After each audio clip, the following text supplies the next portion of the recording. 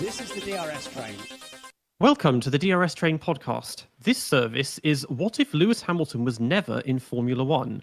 I'm your driver, Peter Brook, and your conductors today are Nav F1 and Ciaron Smith. Good morning, gentlemen. Good morning, Peter. Well, from the onset, I think this is going to lead to a lot of Alonso championships, so to this. Yeah, hard to disagree with that. Good to be here. Looking forward to this one. Don't think there's a driver that has been so utterly influential since he's made his debut in the past 20 years. So let's jump in. Yeah, so obviously in our first episode on this, we covered F1 without Max Verstappen, which was a relatively straightforward one because he's been in the sport for less than 10 years at this point. But to try and reimagine Formula One without Lewis Hamilton is interesting, particularly for me personally, because I've been watching Formula One since 2007 when he joined. So it changes the sport almost beyond recognition, just factoring in as well as his enormous success. And then there's this void of who wins these other 7 championships and maybe a couple of others. And then his image and his marketability and all of that kind of stuff. It really, it changes the sport completely if you just pretend he was never there. Same here. I started watching in 2007, and that's when I really got into Formula One. And I feel like the start here is just considering gets the 2007 McLaren seat, because there were quite a few contenders there, and not like Max Verstappen for Red Bull, where he was instantly the one that, you know, they knew they would put it at 2015 Toro Rosso seat. There were quite a few names flying around back then. Yeah. Well, my first race was in 97. So I watched for a good 10 years before he came on the scene. But I agree with both of you in that the sport would be unrecognizable without Lewis's impact since he debuted. He's been the most influential driver I've probably seen since I've started watching, to be frank. Yeah, so what we're going to do with this, it's the same basic format as the Verstappen one. We'll go from 2007 and just go systematically year by year and think about who who was driving for which team each year, who wins the championship, if there are any major events that do or don't happen. So to begin with, in real life, how Lewis got his seat was that basically when Montoya left McLaren mid-2006, that created a vacancy. It was temporarily filled by their test driver, Pedro de la Rosa. Hamilton was in GP2, and it was in September of 2006, I think just before he actually won the GP2 title, he did a testing shootout against Gary Paffett, who was the other Mercedes test driver. He was faster, he got the seat. Without him there, the first question becomes, well, unless there are any other people, the 2 main contenders for that 07 seat would be Pedro de la Rosa and Gary Paffett. Okay. This is fascinating because on the face of it, yeah, it does seem like it would be Paffett versus De La Rosa. But who says that Montoya wouldn't have been given a contract extension early on in the season? Because the story behind Montoya's departure is very murky. Yes, he left. He was very nervous because McLaren had an option to resign him for 2007, and they hadn't taken up that option. So in effect, Montoya was very stressed out, as he has mentioned many times, because he felt he was going to be dropped, and he didn't really want to stick around in F1 if he couldn't be in a top team. My question in rebuttal to that is, yes, it could have been Paffett versus De La Rosa, but what if McLaren had decided that actually we have Alonso for next year, might as well sign Montoya as well, so we have no questions for our driver, no issues with our driver lineup. It's just food for thought there, that maybe Montoya would have been re-signed. What do you guys think? Another driver who left the sport in 2006, who comes to mind, and I know there were a few rumors back then. Ivan, do you think there was any chance of Schumacher moving to McLaren? No, I don't, because Ron Dennis and Michael did not have a good relationship, to put it lightly. So I don't think there could have been any possibility. I mean, Norbert, Haug, and Michael had a great relationship. Still have a great relationship. It's just, I don't see Michael doing that. Remember, McLaren was the arch nemesis of Ferrari in those years, and he would have just alienated the entire Ferrari fan base. I mean, I don't see him remotely doing that. And I don't see Kimi sticking around in any event. So Michael still would have left Ferrari as he did. I think it comes down to who would McLaren have signed. I don't think they would have gone for Heidfeld, given they had De La Rosa, Paffett, and Montoya all there. I think they would have. My instinct is that Ron would have just quickly gotten rid of any uncertainty and re-signed Montoya for another year to have an experienced driver who had been at McLaren for 2 years in the team for 2007, rather than take a chance with De La Rosa and Paffett, who weren't considered to be world beaters. That's my instinct. That Montoya would have been re-signed. Right. I mean, maybe we don't agree with that. What do you think? Right. So my view is that Alonso would have had a big role in who would have been next to him. Again, if Montoya resigns early, then that's not an issue. But if we're going by the fact that Montoya left midway through the season and De La Rosa took the seat and wasn't too bad, and it was known that Alonso wanted De La Rosa there, it seems obvious to me that De La Rosa would have taken that seat because, as you said, they would have wanted consistency and maybe some peace in the team. I see your point. I fully see your point. But I'm more thinking towards the Montoya already left, and that's when it becomes an issue as to who gets the second seat. So yeah, I'm moving towards De La Rosa. So Peter, if you go for Paffett, then we have a big issue very early on the podcast. Yeah, I mean, I suppose the Montoya thing, it complicates things because if he said he was stressed and nervous, maybe he talked about this directly. I wouldn't have thought it would be he would have seen Lewis as a threat. Maybe because if this was quite early on in 06. It wasn't so much that he saw Lewis as a threat. It was just that he could sense that Ron didn't want to resign because he had something else in mind, and that something else was Lewis. Yeah. So Montoya felt like he was the ugly duckling, for lack of a better term, and he felt like he was being ostracized and the attention wasn't there. So he in a way, this is a very hypothetical scenario. I feel like Montoya rushed his exit almost impulsively because he was like, you know what, I'm not going to let them say they fired me. I'm just going to quit myself and do something else. He basically rage quit F1. Yeah. And I wonder if, had Hamilton not even been there, that there would have been a totally different atmosphere that would have led him to just be calmer and McLaren to be more receptive to giving him one more year. But, I'm happy to go with De La Rosa, honestly, as well. So, yeah. I mean, it's potentially, but then if you go back to 2005, Montoya there was already problems because, I mean, Ron didn't like the fact that he went and broke his shoulder or injured it or something and had sidelined, and his performances, he was generally behind Kimi. So even going earlier than that, I think things were not brilliant. So if we assume he just doesn't get re-signed, yeah, and between Paffett and him, De La Rosa, that has a thing that Alonso would like that because he's Spanish. The team would like it because he's been testing for his experience. Santander would love it. Yeah. Whereas Paffett is still at this point quite inexperienced, although he's been doing DTM already. Well, he was the DTM champion in 2005, but that's not single seaters. I mean, would McLaren go for an all Spanish lineup? Yeah, that's also my in front of a Brit like Gary Paffett. That's also something to consider. They got the Spaniard in Alonso. Yep. Are they really going to make the Spanish national team in McLaren? I don't know about that. It could be. Because I don't know. He became test driver in 2006, but then he got dropped. His contract was ended after Lewis signed, but then he came back to McLaren like a year later, and he actually stayed with them until 2014 as a test driver, but was never factored in for a seat at any point in that time. So they wanted to keep him around, obviously, but yeah. It's just a name we heard so much. When I started watching Formula One, I heard Paffett all the time. He was the first test driver I even heard of. Because I was 6 or 7, obviously didn't know anything about FP1 drivers or whatever, and Paffett kept coming back as if, even for 2008 he was in the running. So yeah. Right, I'm happy to settle on De La Rosa for this. It makes sense. Same. He raced in 06. He has the connection to Alonso. He's a safe option. Maybe we can agree that De La Rosa, at least for 1 year, would be signed in 2007 next to Fernando Alonso. So yeah, if we go with that, so now we know, well, it's the big two teams, so it's Alonso De La Rosa versus Kimi and Massa.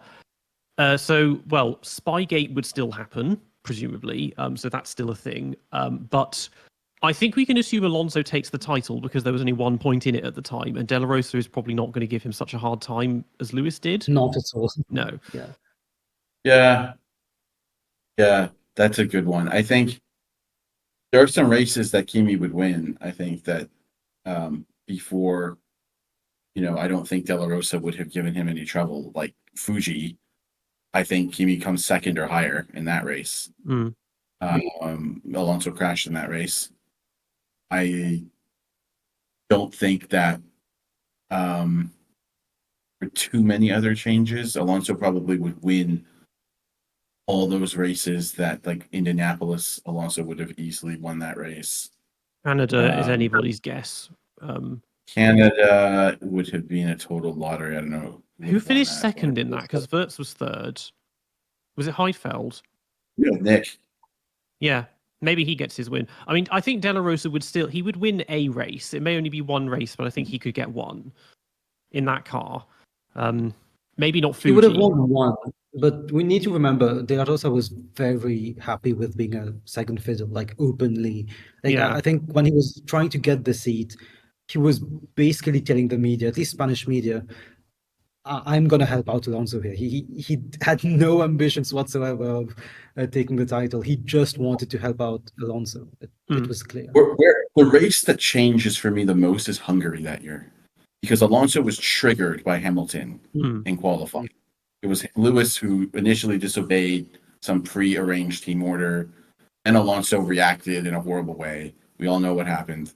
Don't need to go down that rabbit hole. But bottom line is, Alonso would not have reacted because De La Rosa would have obeyed, and Alonso would have easily put it on pole, and I think would have won that race because he was the quickest guy that weekend. If you think about the fact he got pole on the hard tire, I mean, that guy has serious pace that weekend. So, yeah, I'll give it to Alonso, unfortunately.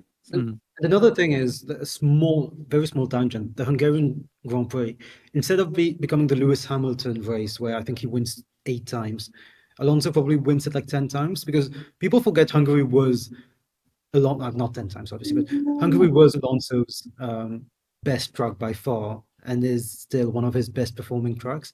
But because Lewis has won so many other races on it, it has become synonymous with Alonso. Just like Singapore, for example, Alonso has always performed well in Singapore. Crashgate aside, he's always performed well in Singapore, but it's now synonymous with Sebastian Vettel. So there's also this small point of how we remember a few circuits, I think. I'll rebut that and say I think Kimi would win at Hungary, because Kimi came second to Hamilton in Hungary in 07, 09, 12, and 13. 4 years he came like within 2 seconds behind Hamilton crossing the finish line. 13 it was more. 13 it was like a bigger gap. But like, to me, Alonso would win some races at Hungary. Kimi would be like a 5-time winner at Budapest. 2017 as well. He was within like 2 seconds of Sebastian. Yeah, and that was team orders. Because Alonso's first win was at Hungary 03, 04 probably Michael won it, 05 Kimi won it, 06 Jensen won it. So he didn't 06 he had the P15 to P1 thing, and then the tire just explodes. Oh yeah. And then the other races, he never won it again after that, did he? 09 he got pole position, and then again the tire just came off on lap 13 in the R29. So yeah, I mean, it's small things. But what we're seeing here is that Hungary just singles out the good drivers. That's what we're seeing. It's Lewis, Vettel, Kimi, Alonso. You need to be good to win there, basically. Yeah.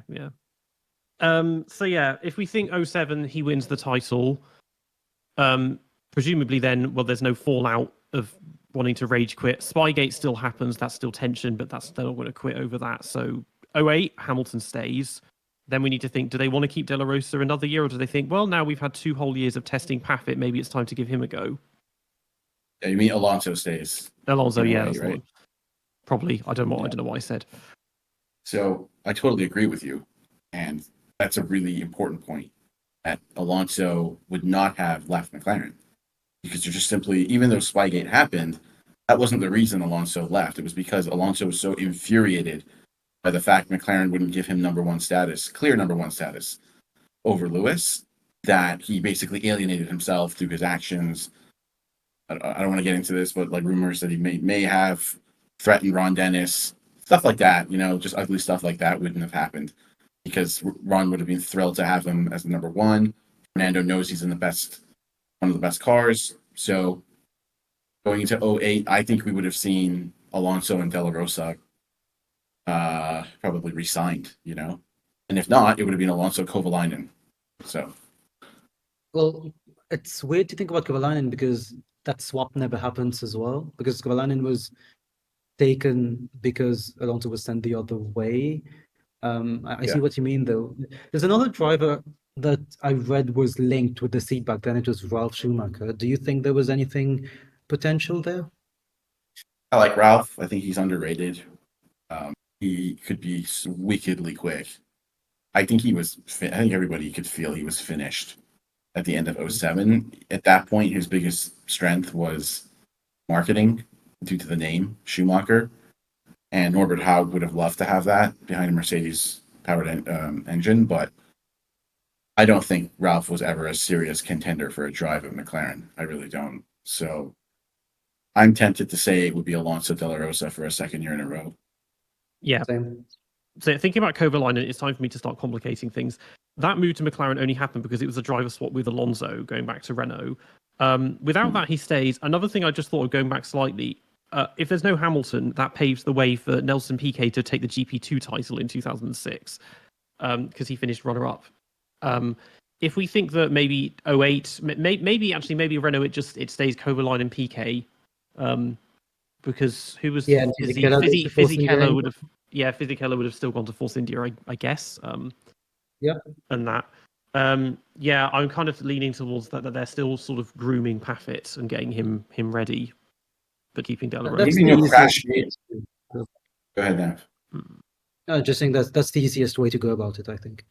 I mean, Nelson Piquet would have probably still been signed. Junior would have still been signed, but his career would have been completely different because he was forced to crash for Alonso. Yep.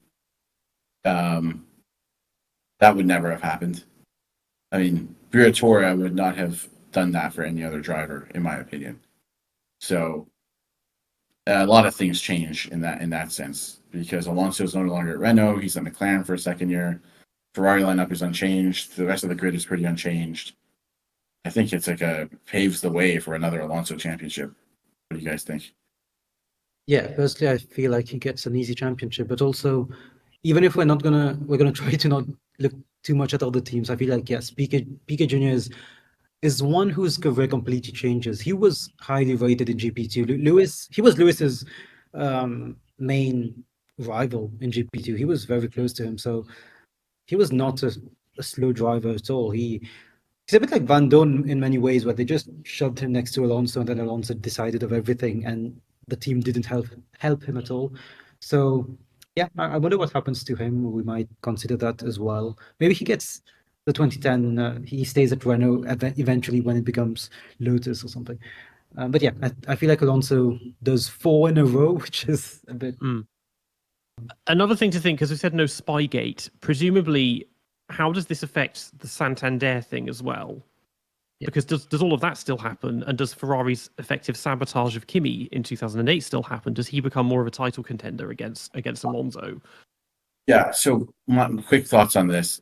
Kimi was taken out and hurt by Hamilton in many ways in 08 that people forget about.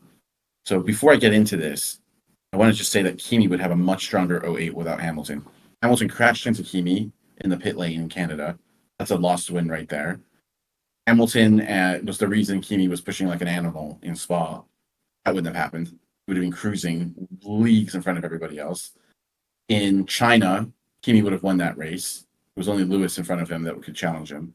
And in Fuji, Kimi was pushed off the circuit at the start because Hamilton decided to dive bomb Kimi. Because Kimi had enough pace to win that race. So 08 actually would have been closer than people think. I just think Alonso would have still won that race, that title. Regarding Santander, I still think that I think Alonso still would have gone to Ferrari in 2010. And the reason I think that is because McLaren had a very bad 09. And I think that still would have been enough of a trigger for Alonso to say, I need to switch it up. And Santander had a goal to join Ferrari and increase their Brazilian presence right through Felipe Massa. It was a key driver for them, and to bring on Alonso next to that.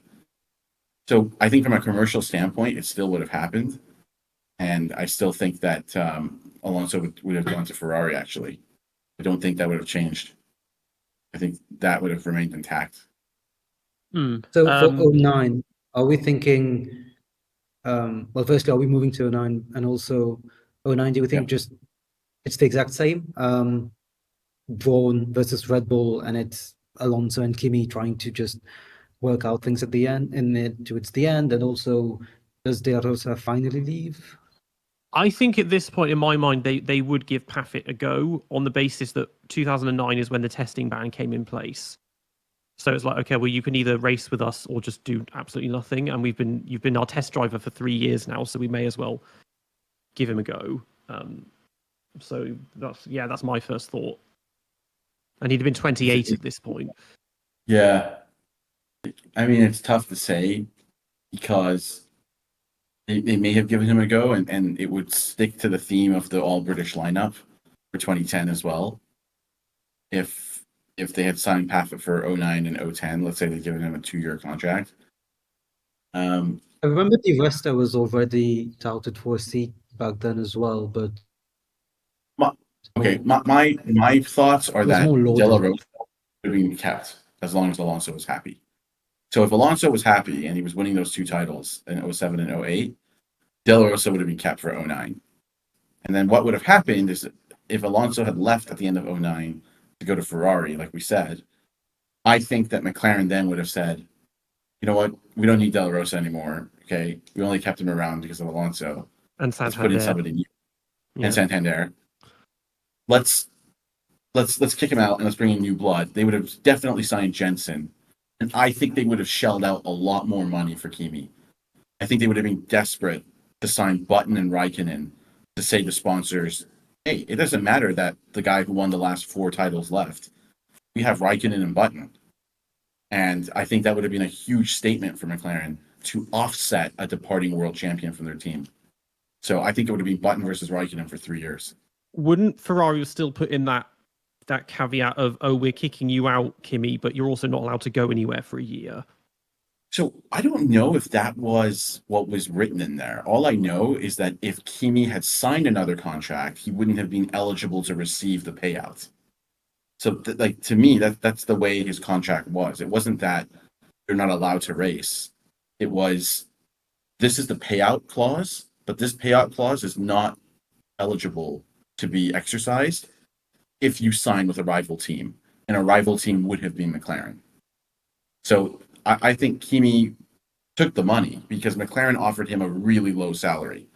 They offered him like 5 or 10 million, something like that, which is a huge cut from what he was getting before. Yeah, low salary, right? For Kimi, that was low at that time. And wasn't he the best paid athlete in 2007? Or top he was 3? the best paid athlete on salary, not on endorsements, in the world. He had a salary of $51 million a year, which inflation adjusted for today would be $72 million a year, which is insane. Like, people talk about like he didn't make an impact at McLaren. Think again. Anyways, this is off topic, but my point is that he was then given like a 5 or 10 million. The rumor was 5 to 10 million. And he was quite insulted by that because he's like, I get twice this if I don't race. So that's why he took the years off. But I think they would have shelled out more for him and Jensen if they were going to lose Fernando Alonso and they didn't have a world champion filling those seats. You know what I mean, guys? Like, you need to fill in that marketing and image void when a world champion leaves.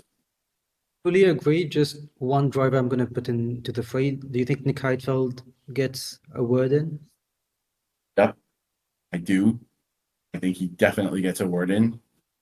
I think Heikki Kovalainen would have gotten a word in as well, honestly. Yeah. If Heikki had been at some like middle team and been doing really well. I think they would have also looked at Heikki because Heikki's reputation wouldn't have been trashed. Because in this universe, he's still with Renault in 2009, presumably with PK, and they're just kind of middling. Well. Yeah. Kovalainen thrashed PK, so he's the next. He's the next Hakkinen. He's the next Raikkonen. I can see the headlines now. Oh, this is fun for me because if he doesn't go to Lotus, I need to think of someone else to fill that seat with. Now we're rewriting all the back markers. Luis Razia gets the seat. Yes, yeah. Fire It's Fortsy, their test driver, gets it. Also, I don't know. So do we keep Jensen, Kimi in some kind of star-studded lineup, which they did get for the 2010s? So do we say that they just edged out Nick and Heikki? Because Heikki is a very good point. He would have probably been best of the rest at that point. I'm very sure that because Heikki was a driver who worked on confidence, and he was very good when he wasn't really pressed or stressed out to do anything. He had very good pace, but raw pace, I mean. But I don't know if, as you said, McLaren would have had a lot of money to spare if they just got rid of, I mean, if Alonso left. So they could have afforded to get Kimi and Jensen as well. Then that's the argument, is like, would they have had enough money for both Jensen and Kimi? Yeah. Or would they have just focused on getting one of them, Jensen being the reigning champ, so they focus on Jensen, and then Nick and or Heikki for the second seat? That's a very difficult question to answer. They could go from a Spanish super team to a Finnish super team. They just get Kimi and Heikki together. Another thing to factor in, isn't there reason to believe that maybe Button could have just stayed with what would become Mercedes? Because I'm always told the reason that their car was a bit of a dud in 010 is because it was actually designed with Jensen in mind, and then they put in Nico and Michael. Maybe he does just want to stay, and then it's like, okay, well, is it Nico or Michael that joins him? Why would Jensen stay? I'm just curious. I'm not questioning it. I'm just wondering, because it seemed like he wanted to leave badly, right? Because I think he wasn't, and I don't even know if Mercedes wanted him around. Like, did they really want him around? I mean, probably Because when they heard musings that Michael wanted to come back, that probably sealed the deal for them. Yeah, and also Right. I'm just thinking, got two German drivers, Button moved to a British team. As an 8-year-old, seeing all of this unfold, it just made a lot of sense from a net neocentrist view. It's really. 3 years later, but suddenly the British fans are re-engaged with Formula One, and Silverstone starts selling out again, having to endure just 10 years of Button and Coulthard being basically useless, and Anthony Davidson being coming and going whenever. Suddenly they've got something to cheer for. Right, we have a big decision to make here that will affect the rest of the timeline. You know Kimi what? is for sure. I'm actually. It's a tough one, because I could see Jensen and Heikki and Jensen and Heidfeld just as easily as I see Jensen and Kimi. I want to say that McLaren would have wanted to really show force after Alonso leaves them, and they would have shelled out money to get a star-studded lineup like Raikkonen and Button. I mean, if you guys really don't agree with that, I'm easily fine with that. let down. Heidfeld, with him, he was left without a seat because BMW Sauber quit in August, and then Kubica immediately jumped over to Renault. But now Kovalainen and Piquet at Renault. Maybe it's just Kovalainen and Kubica at Renault 2010, and they just drop Piquet because he's just useless. And then, but Heidfeld ended up without a seat, and then he was the Pirelli test driver, and then they dropped De La Rosa for him, and they swapped around into mid 2010. So maybe Kovalainen just stays at Renault. That would streamline things, and he's there with Kubica. But then maybe Heidfeld goes, or just becomes the Pirelli. It seems a bit unfair to drop him again, but I don't know. Why don't we say this? I think McLaren were basically going to shell out money for one star driver and not for two, because remember, they had $100 million fine in 2007 that really hurt the team for years, and that affected their salary, their operations. And to say they're going to sign both Jensen and Raikkonen only 3 years after Spygate, actually, from an economic standpoint, doesn't seem as feasible. So let's say it's Button and Heidfeld for 2010. Nick finally gets his redemption as a safe number 2 at the team he was destined to go to before some pesky Finn showed up on the scene. What do you guys think about that? I'm fine with that. One thing is, we're still assuming Spygate eventually happens. Maybe not in 2007, maybe in 08 or 09. It just happens. And the fine happens. Because it wouldn't have happened in 07, seeing it as it was the Spanish clan in McLaren who started it. But we're just assuming it happens at some point. Yeah, it would have happened. There's no way you can Yeah. keep a lid on that. That was so widespread. Honestly, like it's probably the craziest thing I've ever seen happen in Formula One. And many people don't even understand how deep that went. I mean, the Italian police went in just like arresting people at Maranello, like breaking in through doors and just like hitting guys against tables and arresting them. Like it was just completely out of control. Like they're And hunting terrorists or something. exactly, and the problem here is that I think that would have hurt McLaren. And actually, I think more I think about it, I don't. Yes, they signed Lewis and Jensen. That was because Lewis and Jensen were all British. I don't know if they would have shelled out that kind of money for Kimi Räikkönen, even though they love him at McLaren. I like to go with Jensen and Kimi. It makes it more interesting, but let's just say it's going to be Jensen and Heidfeld. Kimi takes the money payout from Ferrari and still takes off a few years. Yeah. We can go with that. Sure. And then if we say that Spygate maybe happens a year later, we can justify it. So, that fine is why the 09 car was useless then. So now we said 2010, what happens? so 2010's gotten Highfield, and then we say Kovalainen and Kubica Renault. That seems to be the only real team changes. Yeah, with the absence of Hamilton, that's the only change. And then I'll just pretend someone else, a Fire It's Forza goes to Lotus, I don't know. But everyone else is the same. Alonso Massa, Ferrari, and De La Rosa's still Alonso. at Sauber, I guess, because he was sort of I think he was still under contract with McLaren when he was driving for Sauber, and then because he did that one race for them in 2011, he was a McLaren test driver and just happened to be at the race that weekend, and then he did leave them completely when he joined HRT in 2012. So I think maybe he just stayed the same.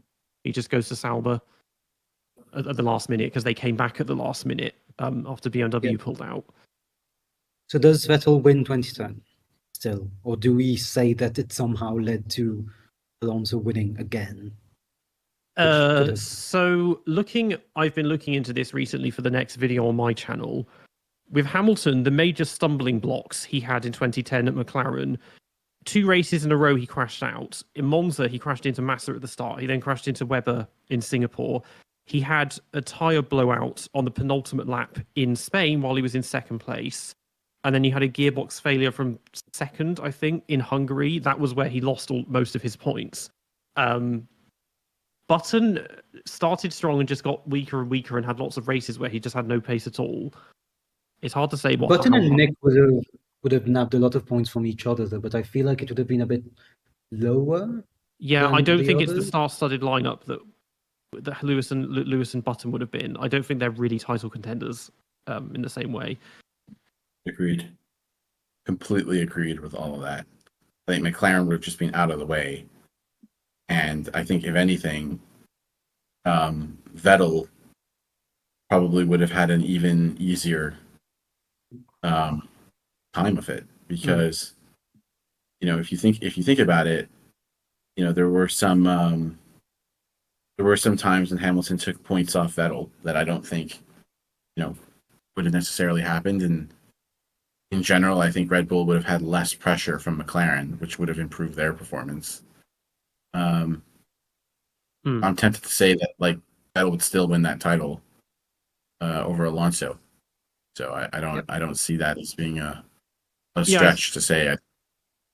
Yeah, I think so. I mean, Hamilton had 3 wins in 2010. So he had China, which was the one where it rained at the start and some people pitted and some didn't. And the ones that didn't were the ones that benefited. And then he won Turkey. He won because Vettel drove into Webber. And then he won in Spa, and that one he qualified second, but Webber went into anti-stall, and then Alonso got taken out by Barrichello, and Vettel crashed into Button. So they were all wins of fortune rather than winning from pole and just being faster than everyone else. We don't assume that because of the fine and also anyway, the fine would have maybe affected McLaren's performance. So yeah, it goes with the fact that the drivers wouldn't have been able to do much with it. So Vettel wins 2010. Moving into 2011, are there any changes? I don't feel like, because in real life, 2010 to 12, not that there were no changes in the big teams, but do we? I think it's unlikely. Although with no, I suppose nothing much changes that Kubica still has his rally crash, and he is now because now he's Kovalainen's teammate, because Kovalainen's still at what is now Lotus Renault. It was was it Senna that came in for that Yes, replacement? Heidfeld and then Senna, yeah. Oh, Then okay. Senna. So Heidfeld's not at Lotus Renault now in 2011. No. Maybe I don't know if Petrov is still someone that would have been in at this point. Maybe they Yeah. take Grosjean. It would have They been take Grosjean. Kovalainen and Petrov. I have no doubt about that. It would have been Kovalainen and Petrov, in my view. Because Petrov in 2000, he got the seat 2010 because in 2009 he was the vice GP2 Series champion. He was beaten by Hulkenberg. Grosjean was still in the middle of GP2 doing that again in 2011. That's when he dominates GP2, so Yeah, it wouldn't have been. Yeah, it would have been Petrov or Grosjean, and Petrov was good at that point. So I think. I feel like 2011, not much happens. Vettel wins again easily. Nothing changes. Heidfeld gets a win somewhere. I'd say because the 2011 car was better. But then again, Button wasn't great at developing cars, so maybe that affects. Yeah. I feel like we can move to 2012 because there's not much for 2011. Yeah, it's a similar story. 2012 again, because there weren't many changes in real life. I think most people probably would have been thinking towards 2014 when they knew the new rules were coming in. But 2012 is interesting because the car was much better. McLaren's, a lot of the season it was fastest. It just broke a lot, and Hamilton crashed a lot. Pretty much. I mean, at the end of the day, do we think that Button and Heidfeld are going to maximize the 2012 McLaren? Probably not. Heidfeld was being outqualified by Petrov the year before in the real world, and which is why Heidfeld got dropped. At least that's the rationale they gave. And Button had a horrible year in 2012. Let's face it. He had 3 wins, but he was off the pace and completely underperforming at some races. So, frankly speaking, I also think that wouldn't change anything. If anything, it would give Vettel wins at like Austin that McLaren won, but Vettel would win those races.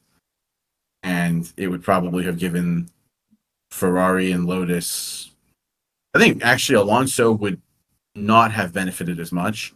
I think Red Bull and Lotus, if you look at the races, they came second to like a McLaren, it would give them additional wins. Whereas a lot of Alonso's. In this timeline, Kimi still goes back to Lotus in 2012. And what about Grosjean? Because that means kicking out Petrov and Kovalainen from Lotus. Grosjean goes to Team Lotus, Caterham or whatever. Yeah, I think they'd make room for Kimi. That's for sure. I think Kimi Räikkönen wants to Kovalainen and or. Oh, they could easily drop. They would drop Petrov in a heartbeat for Kimi. I'll tell you why. I'll tell you why Grosjean would have been signed, and the reason is Eric Poulier. Eric Poulier was Grosjean's manager and his friend, and had a plan to bring Grosjean in 2012. I remember this now. So I think Lotus would have scrapped their lineup of Kovalainen and Petrov completely. Petrov would have been dropped, and Kovalainen would have gone. I'm not sure where, but he would have gone somewhere, back of the grid somewhere. Yeah. I need to obsess over Caterham now because I know that in real life Trulli was signed for 2012, but he didn't. He then abruptly retired in January, and then they brought in Petrov at the last minute. I'd said just Fire Roots Forza 2010, 2011, who knows? Trulli and maybe him again. Maybe 2012 it is just Kovalainen and Petrov both get demoted to Caterham. I don't know. That might be it because if I start trying to think about other juniors and whoever would have gone in, that just and also it ends up not mattering for a team that didn't score any points. Well, some rumors like Agues was was offered the Lotus seat. I don't think that happens in our timeline. There's also the fact that who was it? Oh yeah, I wanted to mention that earlier. Adrian Sutil. Do we think he changes a bit in all of this because? Obviously, he was known to be extremely close to Lewis, with loads of gossip around that. But does he change? Because he was lagged by Mercedes, and then I just wonder if he just stays at Force in the end as well there, or do we want to make a mess out of it? Yeah, does he still stab what's his face in the neck, trying to defend Lewis's honor? Eric Lux, insulting his possible clandestine lover. Or does he just get to? Does he get to slap someone in a nightclub? Yeah, he gets to stay, and it's like, okay, well then it was him and De Resta 2011. 2012, does Hulkenberg come back, or does he just have to get stuck still being a test driver, or maybe Mercedes start to give him some attention? I don't know. Yeah, does Hülkenberg go to Mercedes if he doesn't go? Because Hülkenberg was so highly rated back then, and I mean, kind of fairly so. He surely goes somewhere. But Suttel also would have deserved to stay. So, yeah, I just wonder So where after Hülkenberg goes. Button That would beats be important for Heitfeld, the rally. so Nav, after Button beats Heitfeld for several years in a row, Heitfeld's stock drops, and Nick no longer is considered for the Mercedes drive, as was rumored back at the time. So I think that opens up the way Oh, for yeah, Hulkenberg to come in, because the Heitfeld yeah. stock is now dropped. Jensen's destroyed him in a few years, and Mercedes are like, "Well, we're not interested in you anymore, mate. Sorry, and thanks for your service, but we're going with the younger blood." And I think that does open the path for Hulkenberg and Rosberg to take up the mantle in 2013. Quickly, what do we assume that Hülkenberg has been doing at that point? So 2010 Williams, that's fine. He does not get dropped. 2011, No he was just their test driver. 2012, Yeah. does he do that 2 years Yeah, in a what row? does he do in 2012? Surely he does something in 2012. But Force India is now taken up. All the other seats are taken up. It was good enough. For sure, he would have been on the grid somewhere. I don't know where. Not Williams. I don't know if he would have gone back. I don't think he would have gone back to Williams. They would have had. They needed Maldonado's oil money, and they needed Senna's name. Maybe he does stay at Mercedes, but I mean he becomes a test driver for Mercedes where he's involved because they know he's going to take up for 2013. Maybe that's what happens. German triple. Yeah. Yeah, it would be weird to give the seat to someone who's been out for 2 years, but best way to work this out. Like he's been I have a hard getting. time believing Adrian Sutil wouldn't have still stabbed that guy. Yeah, I don't think Lewis being there was the reason that happened. So to me, Adrian Sutil still messes up his career the way he did Okay, in Hulkenberg. that helps us. I really think so. I mean, what we're saying, Hamilton was the reason that happened. Like, no way. I mean, Adrian had some issues. I respect Adrian Sutil. He was not a bad driver. He's a very fashionable gentleman as well.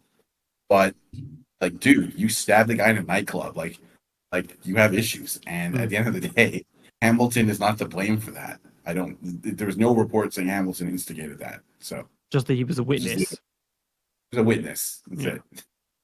So yeah, good. I mean, I think we So can we go with have our Hulkenberg. lineups. Yeah, we have our lineups and then Hulkenberg would have learned a bit how Mercedes works with the engine at Force India. Yeah, we have our lineups for 2013 then. 2013, we're going to assume that Ferrari keeps Alonso. McLaren 2013, Checo. Yes. Is he still going there? Because if he doesn't go there, he presumably stays at Sauber, and then that's what Gutierrez and Sutil. No, Hulkenberg. Hulkenberg wasn't at Sauber in 2013, so that does something. Yeah, I think McLaren would have dropped Heitfeld by then. I think Nick would have just been too old, and Perez was the exciting young option. So I think they would have signed him alongside Jensen. I really do believe Jensen and Perez would have been the McLaren lineup in 13. So and Hulkenberg is now at Mercedes. Yes. With Rosberg. Yep. Okay, so now that does create a vacancy at Sauber. Maybe just Kobayashi gets to stay. Yeah, and that's also something that fans would have wanted anyway. So yeah. So we assume that Ferrari keeps Alonso Massa even without the 2007 title. Then, so they have now gone 9 years without anything. There's probably an implosion going on at Maranello. Massa probably is getting targeted like hell because he then hasn't done anything. He hasn't been involved in a 2008 title race because Kimi would have done much better. Doesn't Massa get dropped at some point, actually? Because we've kept him at Ferrari since 2006, when he's been decimated by Kimi, then Alonso, back to back. I don't want to make it too complicated, but do we not think about this one? I'll tell you why I think he stays. I don't think Massa's career changes in any way. And the reason I think that is because Massa is Brazilian.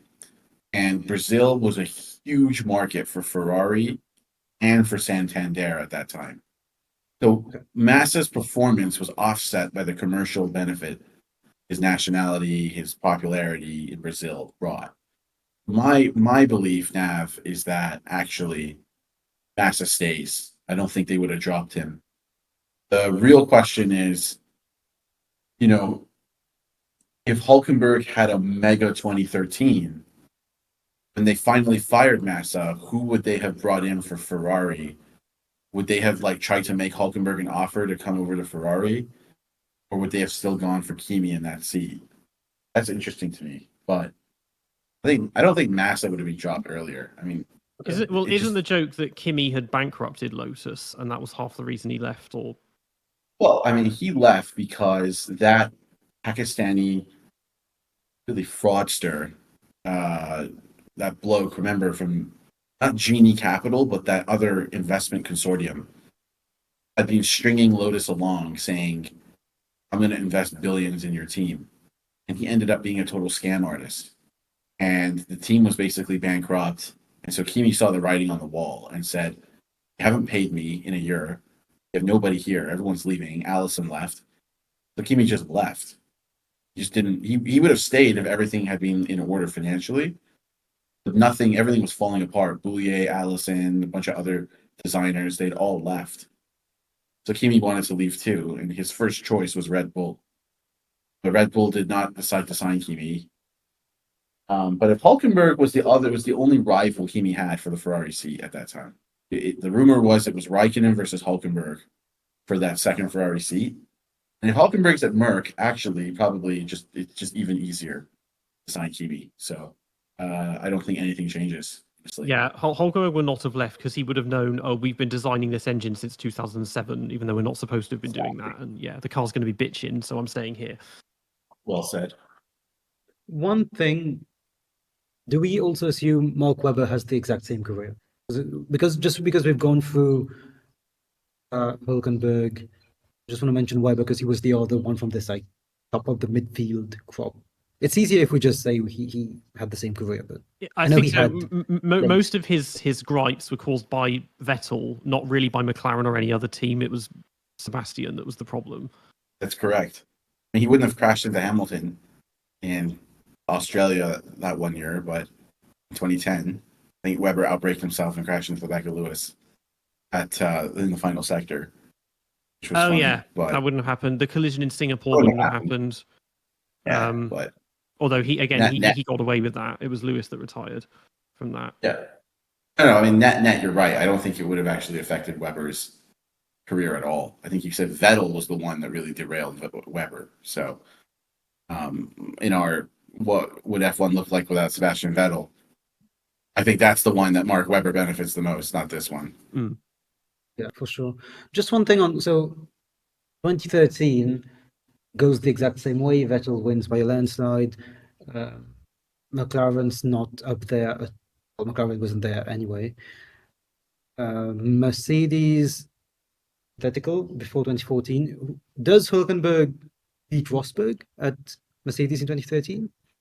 That's one where both of them are such hypotheticals in terms of performance at that point that it's a big just guess. No way, in my opinion, because Rosberg's been there since 2010. He's got the car under him. He's got the team under him. I mean, Lewis barely beat Rosberg in 2013 anyways. The point gap was really close. So Hulkenberg doesn't stand a chance, frankly. Mm. So. We're going into 2014 then.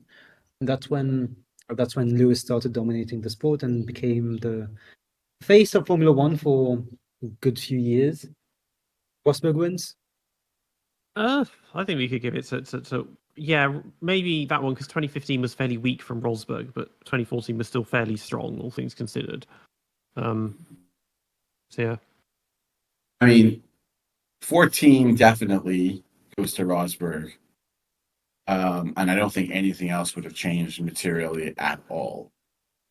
But 15 is interesting, like you said, because I think Hulkenberg might have become a world champion that year. Nico did not have a good year, 15.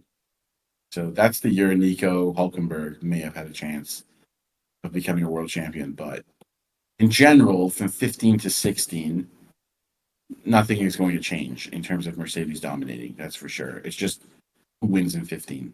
Yeah. Again, just want to specify that this is fully psychological, mental guessing games from us, because maybe Rosberg has a good 2015 because of the momentum from 2014. We're going by what happened in real life, which doesn't affect at all a timeline where, maybe Rosberg becomes a number one driver, whatever. But let's just assume that the mental state of the driver stays the same in our timelines. Hulkenberg is a good matchup against Rosberg, though, because Nico Hulkenberg is a good qualifier. He's not a bad qualifier. The matchups that Nico Rosberg would demolish are the ones that the driver next to him can't outqualify Nico and doesn't have quite enough race pace to overcome Nico in the race. With Hulkenberg, there's another very good qualifier who could get close to Nico on Saturdays and make a race of it on Sundays. So I think it's not far-fetched to say in 15, even if Nico had momentum, that Hulkenberg could have really come close to winning a title. I struggle actually on to give it to Nico Hulkenberg. I'm just saying it would be close. I actually think Rosberg, I'm going to take back what I said earlier. I think Rosberg would win every title from 14 to 16. That's what I think. One thing on 15, we know Alonso tried to force his way into Merck. Do we think Mercedes considers dropping Hulkenberg if Rosberg has beaten him badly in 13-14 and Alonso makes that switch? Because if Alonso makes that switch, it changes everything. I think they would have really enjoyed their German lineup and just kept it. I'm just putting it out there because Alonso has tried a lot to force his way in. Second thing is, I don't know how we make this work out, but Sutil does not crash in Japan and Jules Bianchi stays alive. Do we do that as well? Well, that's another thing as well, is that this is going back slightly. Hulkenberg's at Mercedes in 2014. That means he's not at Force India. So somebody else needs to take that seat, assuming that Checo goes to Force India, and because he still has his train wreck year at McLaren. The downstream effect of that as well is that because I think I'd said Sauber is still 2013 was Kobayashi and Gutierrez. If we say that's the same in 2014, Sauber's that's where it does affect Marussia more, is that Kobayashi's not at Caterham. I'll just say Robin Freins goes to Caterham because he was their test driver. So yeah, maybe there's a universe where Bianchi doesn't crash, and there's no halo, or at least the halo doesn't come for a couple of years because we still had Henry Surtees and Maria de Viotta. Those still happened. Well, that's fascinating because the 17-18 discussion becomes very different if it's Bianchi versus Vettel. That is discussion right there. But my final word on this is that Alonso may well have gone to Merck. And here's why. The reason Alonso didn't go to Merck the first time wasn't because they enjoyed the German lineup. It was because in the real world, Alonso burned his bridges with the Daimler board after what happened in 07. Wolff wanted to bring Alonso, and the board said forget it, because there was still really a lot of bad blood over the whole Spygate and Alonso's role in that and his behavior during that. He burned bridges with Mercedes. But if he had won the title in 07 and 08, like we said in this hypothetical scenario, that goes out the window. Like if a former Mercedes powered car champion wants to rejoin the team, I think Mercedes would have been very receptive to bringing him back. And I actually think Alonso would have beaten Rosberg in a straight head-to-head. So that is something to consider, Nav. I don't think that Alonso would have been left out in the cold in this alternate universe because he burnt his bridges the first time, not in this universe. So do we want to put him in 2015? I mean, I don't know if they would have still been turned off by him. He would have still been whining constantly at Ferrari for 4 years. So maybe that would have turned them off. I don't know. Because extremely loyal to their champions and their drivers who do well. Like even in their history in sports cars, in DTM, they're very loyal to champions, basically. So Ciaron does have a point. If Alonso wins with a Mercedes engine, they are never going to forget him. They have moved very mediocre drivers across series just because they won a title. And in And another. of course, Vettel Low. still would have wanted to leave Red Bull and would have still Yes. gone to Ferrari. So someone Yeah. has to go. That one is interesting because Vettel would have gone. Alonso would have gone too. Because Alonso still would have been making those demands from Adiachi and being fired. And I think in 15, instead of going to McLaren Honda, they would have kicked out Hulkenberg and brought Alonso next to Rosberg. I actually think that would have happened. I also think Kimi Raikkonen's career would end because if Jules Bianchi doesn't have that horrible, scenario happen to him, Bianchi would have been replaced. So that would have been signed in place of Kimi in 15. After the horrible four. Well, I really think that. De Montezemolo said that he would have, because there were rumors at the time of making 3-car teams for 2015, they said he would have had the third seat. I don't know if they would have replaced Kimi with him at that point, and if it was just two drivers. Because 2 years ago, I wrote a script for a video that I still haven't finished about if Bianchi was still alive, and I put him at Sauber in 2015 because it was another Ferrari customer team, and Marussia is still dead in the water, basically. I think that's Leclerc the best went option. to Ferrari after 1 year. Yeah, but that was Alpha to Ferrari, not Marussia to. I mean, yeah, it's. Yeah, so if Lewis Hamilton does not assassinate Bianchi, then he could have gotten the 2015 Ferrari seat, according to our thoughts. So is Bianchi still alive, or is he staying dead in all of this? We should not be laughing. That's a tough one. I mean, it's like we're saying that because Sutil isn't there, that accident doesn't happen. I mean, that is. I'll look at my table. We're beating up Adrian Sutil pretty. Well, I think he's still at Force India now because we put Kobayashi is still Kobayashi is still is he at playing the Sauber. piano? Is he playing the piano at Force India? Okay. So 2014, I've got Kobayashi Gutierrez at Sauber. I put Sutil and Checo at Force India because Hulkenberg is not there, so just throw him in unless they gave it to I don't know, James Rossiter because he was testing with Force India. You know what would have happened is this: Sutil would have gone to the club with another F1 driver who would have actually testified instead of Hamilton. Thus, Sutil would have won the lawsuit and used that as leverage to get a top seat with the Renault management or something like that. So this actually throws everything into disarray. No, I'm just kidding. It would have been it would have gone to Lotus, just like, give me a seat or I cut you. Yeah. So I think of discussion, I'd say we go with the crush doesn't happen. He joined Ferrari. Alonso joins Mercedes just for it to become even more chaotic. Hülkenberg, after getting outpaced by Nico, gets unfairly, controversially kicked out. I think Hulkenberg can go back to Force India in place of Sutil. I don't know, just to make it easy. Sure. Rosberg. So let me think. I'll not do this. Rosberg and Alonso. So Bianchi's still alive, and he's gone to Ferrari, hasn't he?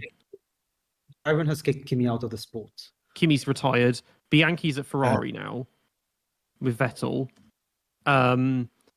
So Marussia's the same. Sauber's different. That was Kobayashi Gutierrez at 2014, but the car sucks. They would have got rid of Gutierrez because he was useless. Kobayashi might have been like, I need something better than this, even though Sauber was kind of all right in 2015. Let's just keep Kamui there. Yeah, and then because then we still have that three-way battle, the whole Vandergaard lawsuit. I don't know. Oh god, I don't know. NASA and yeah. Well, that still would have all gone down. I mean, it's not Monisha Kaltenborn signing 3 drivers to 1 seat. The 2 seats is that doesn't have anything to do with Lewis. I mean, that's just Monisha doing stupidity, frankly. But I think ultimately the lineup then so the lineups look like this at the end of 2015, or at the beginning of 2015. It's Alonso and Rosberg at Mercedes.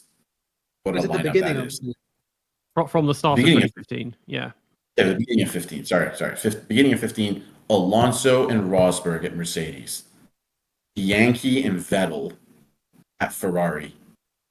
And then at Williams, it's still Massa and Bottas.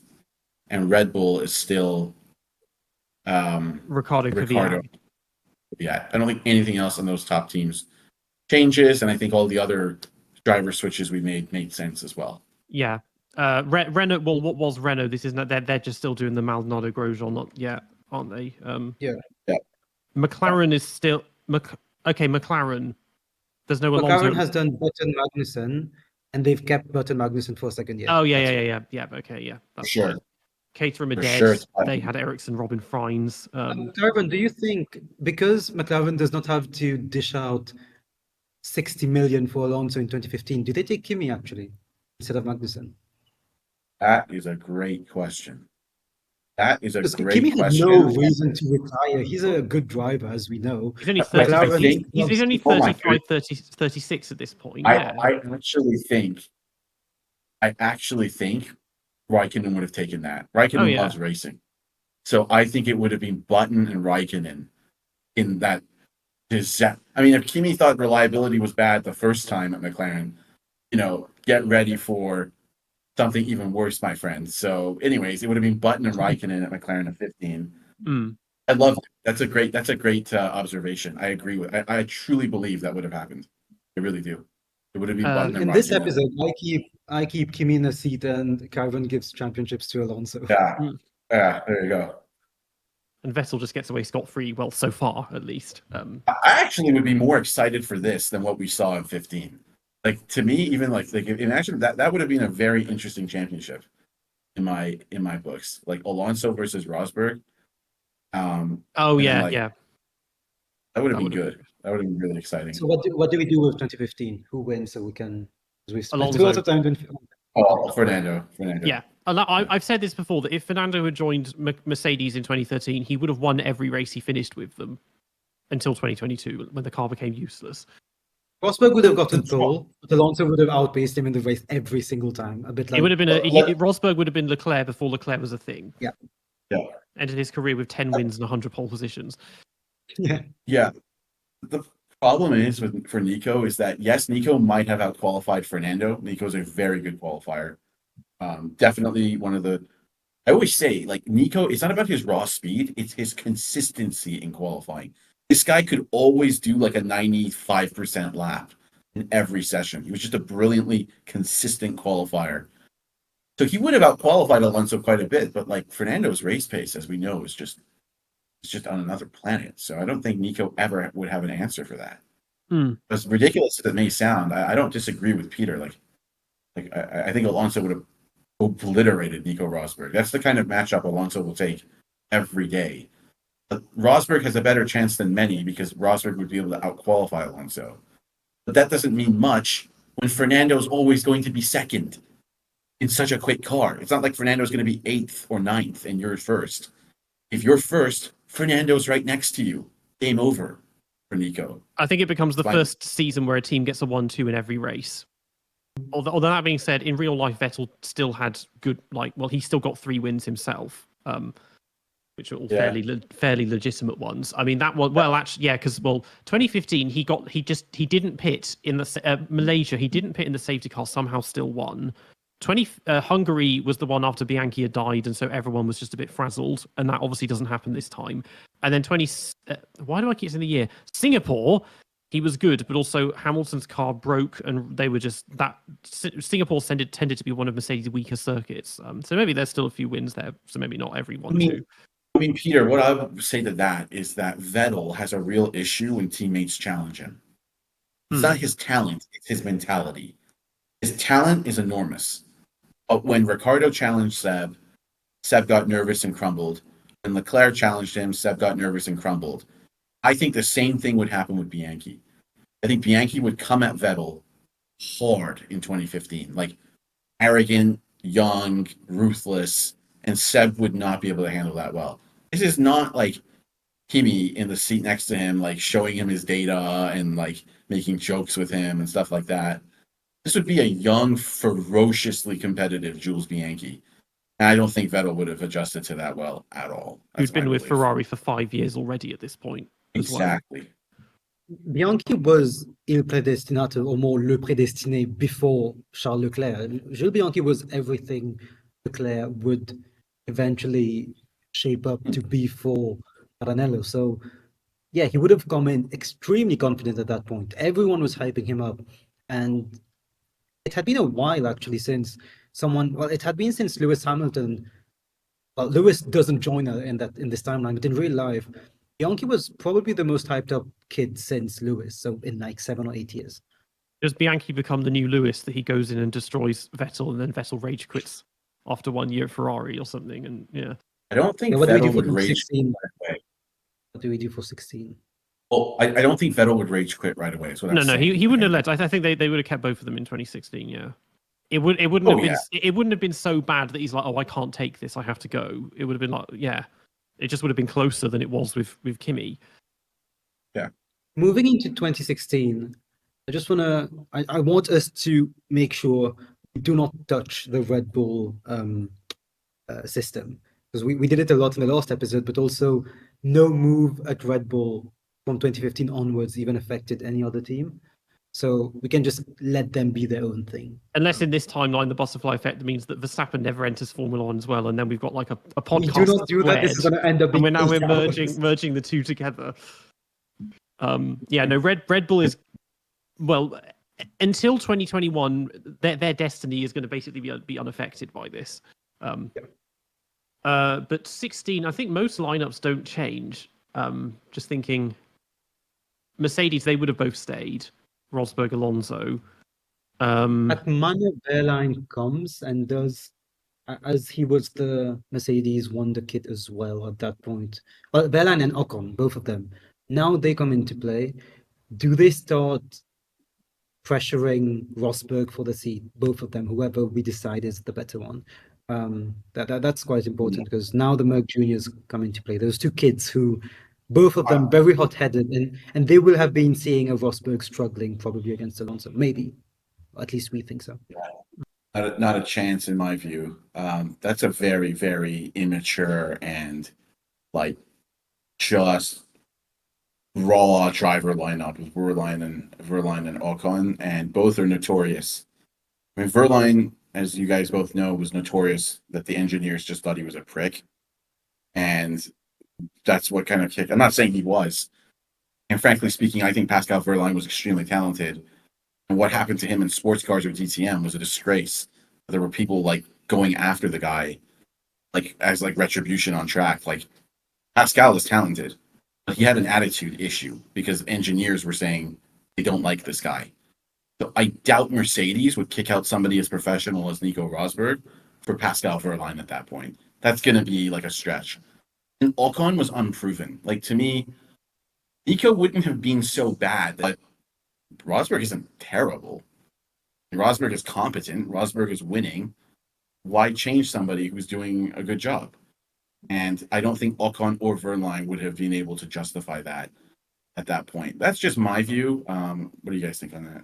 Well, the driver you're both forgetting is Rio Haryanto. He still would have been part of the starting lineup because they need the money. Yeah, Haryanto could have kicked out Rosberg, yeah. Oh, yeah, he'll go to Mercedes, yeah. There's a reason we forgot about Rio Haryanto. Yeah. Well, I was going to say, he's still, Ocon is still not joining until halfway through. Because, again, in real life, his destiny, it was ultimately Verstappen that rained on his parade, not Lewis or anyone. So he's still not there till the second half. Who else? Yeah. Force India, we've gone back. They're still Checo and Hulkenberg. Renault, Magnussen's going to go to Renault with Palmer. They'll drop Grosjean, Alonso. Haas, of course, that's still a thing. Sauber, 2015, that was... I'd say Renault, instead of having Palmer, maybe they get Grosjean instead, because it makes sense. Okay, so now what does Haas do? Well, actually, in real life, Grosjean left Lotus for Haas, so actually forget that. He goes to Haas anyway. Keep it Palmer Magnussen, because Palmer, didn't he win GP2 or something? He won GP2 on his fourth year in 2014, and they wanted to put him in because Palmer is an important name for like single seaters because of his dad. So yeah, and all the British fans are like, ugh, another mid-Englishman's joining the grid, still waiting for their champion to keep spiritual heir to Ralph Furman. Yeah, meanwhile, the German Grand Prix, it's a sellout crowd every year. The Rosberg effect, and Vettel and Hulkenberg, they're having a great time over there. But Sauber, 2015, that was Kobayashi Nasser. Does Kobayashi still want to keep going on what is now his 7th consecutive season at Sauber, or does he want to focus somewhere Probably, bigger? like he's not like 9 years at Toyota, and yes, he's the factory driver there, but you don't say no to Formula One when you're a Japanese driver, I guess. You just stay there. So it's not Yeah, a big prize for me if he just stays there, and then it would become, and Sauber would get some an incredible fan base in Japan as well, so they can become a bit of, maybe Sauber strikes a deal with Honda as well through, I don't know, or Toyota becomes an engine. or Toyota come back and become a. Toyota buys Sauber because Kobayashi's there, and they're never going to work. Yeah. Maybe that's the thing. But 2016, not much changes at the front. So Ericsson is just never a thing. Well, in this, I've got him driving for Caterham in 2014 still with Robin Freins, but they still collapsed. Does Robin Freins, does he get something, or does he just, rot in Formula E for however long? Freins goes to Renault instead of Palmer. That's the only thing. Because Freins worked. Yeah, I think Freins gets the Renault seat too. I agree on that. In 16, yeah, instead of Palmer. Magnussen and Freins, because he's one of these ones, and I said it in the last one, that seemed set up for F1 and had won loads of stuff, and then it just never happened. Because there was nowhere to go except Caterham. Right, so Alonso wins 16. So now 2017 then. 2017. This is where things get interesting. This is where things get interesting. Yeah. Yeah, that's when some juniors maybe come of age. Maybe Rosberg gets extremely tired of what's going on. I don't think Rosberg's retiring in this timeline. Exactly. I don't think Rosberg retires either. I think he's infuriated he can't beat Alonso, and he's more motivated than ever to show that he can beat Alonso once, just like he was against Lewis. So just to clarify, the lineups are, again, Alonso, Rosberg, Bianchi, and Vettel. Williams have Bottas and... Would Stroll have gone up a year earlier? Because in 2016, wasn't he like cheating his way through European Formula 3 or something? Wasn't that the year that he... Yeah. I'm not sure about that. I mean, Stroll... Let me think. What was going on in real life? Okay, well, Satil was a reserve in 2015, but that doesn't matter. 2014, Nasser was a development driver. Then he went to, and he's still at Sauber, so he's not a factor. They could just give it to Bottas, Massa, and Bottas just stays there for longer, and that's probably what would have happened. Well, no, Bottas is still staying. My point is Massa, because he was still committed to retiring at the end of 2016 before Rosberg retired, and they tempted him back. So he still wanted. You're saying Lance never gets in, basically? Well, I'm saying I don't think he would have come in a year early because. Oh no! Wait, sorry. 2017, he still comes in. Yeah, no. Yeah. I'm being stupid. Yeah, Bottas. I think Lance would still make his debut in 17. Yeah, I was getting. No. It's Bottas and Stroll. I was getting them mixed up. Yeah. What would happen is that Massa's the net loser there because they asked Massa to stay an extra year because Bottas left, and they wanted someone to coach Lance and guide the team because they knew Lance was going to be useless for that first year. So Massa had retired in 16 and then revoked that decision or reversed it, stayed another year. This wouldn't have happened, would have been Bottas and Stroll. So then Force India, real life, it was Hülkenberg, Ocon. Not Hülkenberg, Checo and Ocon. Is that still the same? Does Hülkenberg still go to Renault, in which case he replaces, well, unless Magnussen still goes to Haas, but then Robin Freins is now a thing. Palmer is not involved anymore. Sainz will still go to Renault, so that's. Who do we randomly drop? I say we just shoot Magnussen or Freins. One of them just gets shot. I think Freins probably, Or he goes to Red Bull because they're like, we need a Dutch dream team, so let's drop Ricardo and put Freins in at Red Bull. We have gifted Freins 3 years, so we can also take him away from a seat now. So I think Freins had his time in F1, and now it's time to look at sports cars, mate. Yeah. So that's so it's still Sainz and Hülkenberg at Renault. That's easy. That's quite easy. Then Hülkenberg, Checo and Ocon at Force India.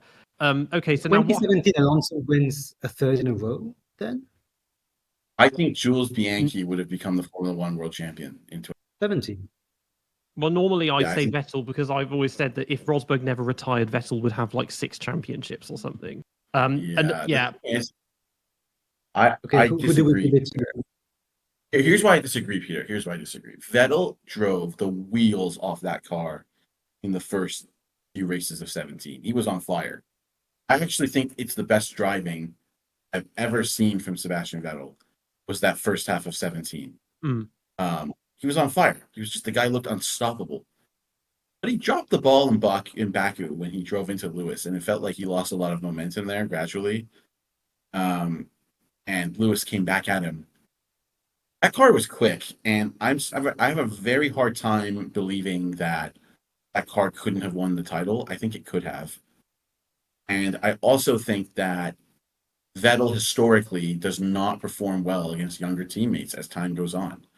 Like, Ricciardo had the measure of him. Leclerc really did a number on him after 19. This would have been Bianchi's third season at Ferrari. I think this is the season where Jules really, like, it's such a hard question because we don't actually know how good Jules Bianchi. That's the other problem with what I just said. I'm assuming he's as good as Leclerc. Let me put that up front. So if I'm assuming he's as good as Leclerc, then I think Jules would have beaten Seb and Alonso in 17 with that Ferrari car. If we think he's not, go ahead. I was going to say, I'm going to say Vettel has title experience in that he has experience in how to manage a title fight that Bianchi doesn't at this point, and that's just something else I'd throw in. Fair. Is that something you need in Formula One? And actually, in league sports, but do you need it? Well, I think it helps in terms of mentality. It definitely, and in terms. I said something that made no sense. I said something that made no sense earlier, guys, because Vettel turned into Lewis in Baku because he felt Lewis had brake tested him or something. With no Hamilton, who says that incident even happens?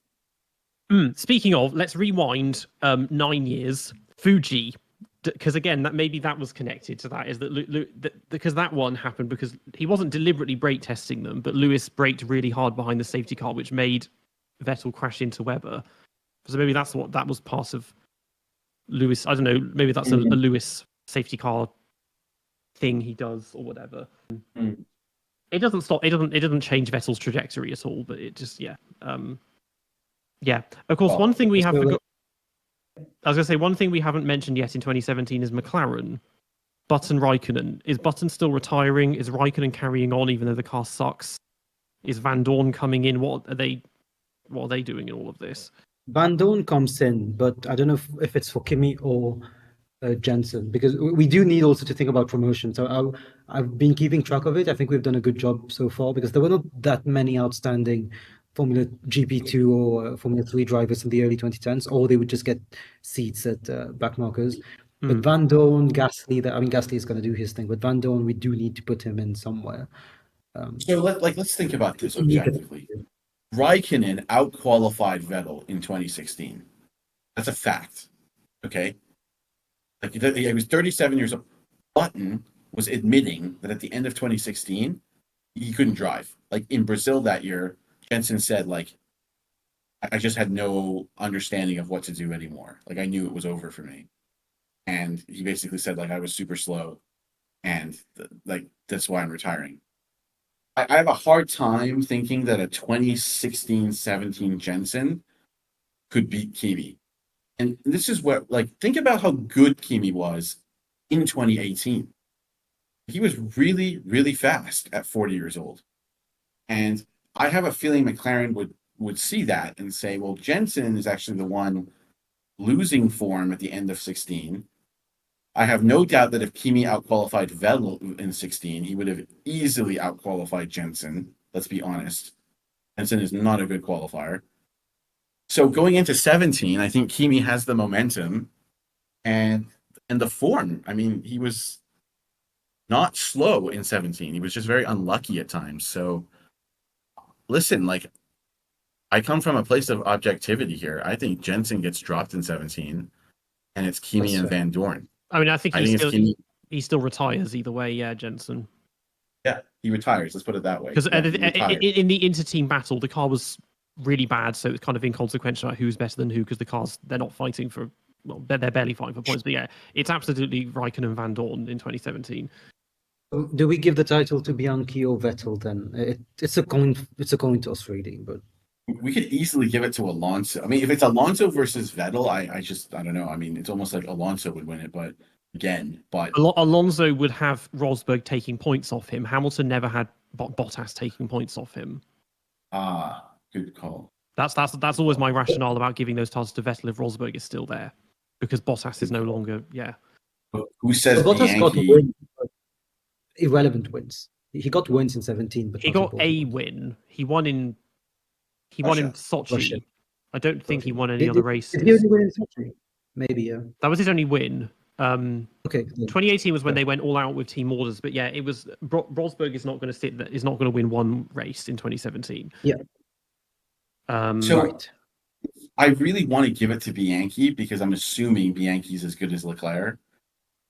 But in a way, it's difficult because I don't actually know how good Jules Bianchi was. We That's have to the think about difficult thing. reliability, because a lot of the points that Vettel lost was because of reliability. Because yes, we had Yeah. Baku and especially Singapore. Singapore did not end the championship. What ended the championship was the fact that in Malaysia, his engine died. He had to start from the back of the grid, possibly in Raikkonen's chassis. And then he barely got going in Japan because the spark plugs died right at the start. So that alone, and Hamilton didn't win in Malaysia.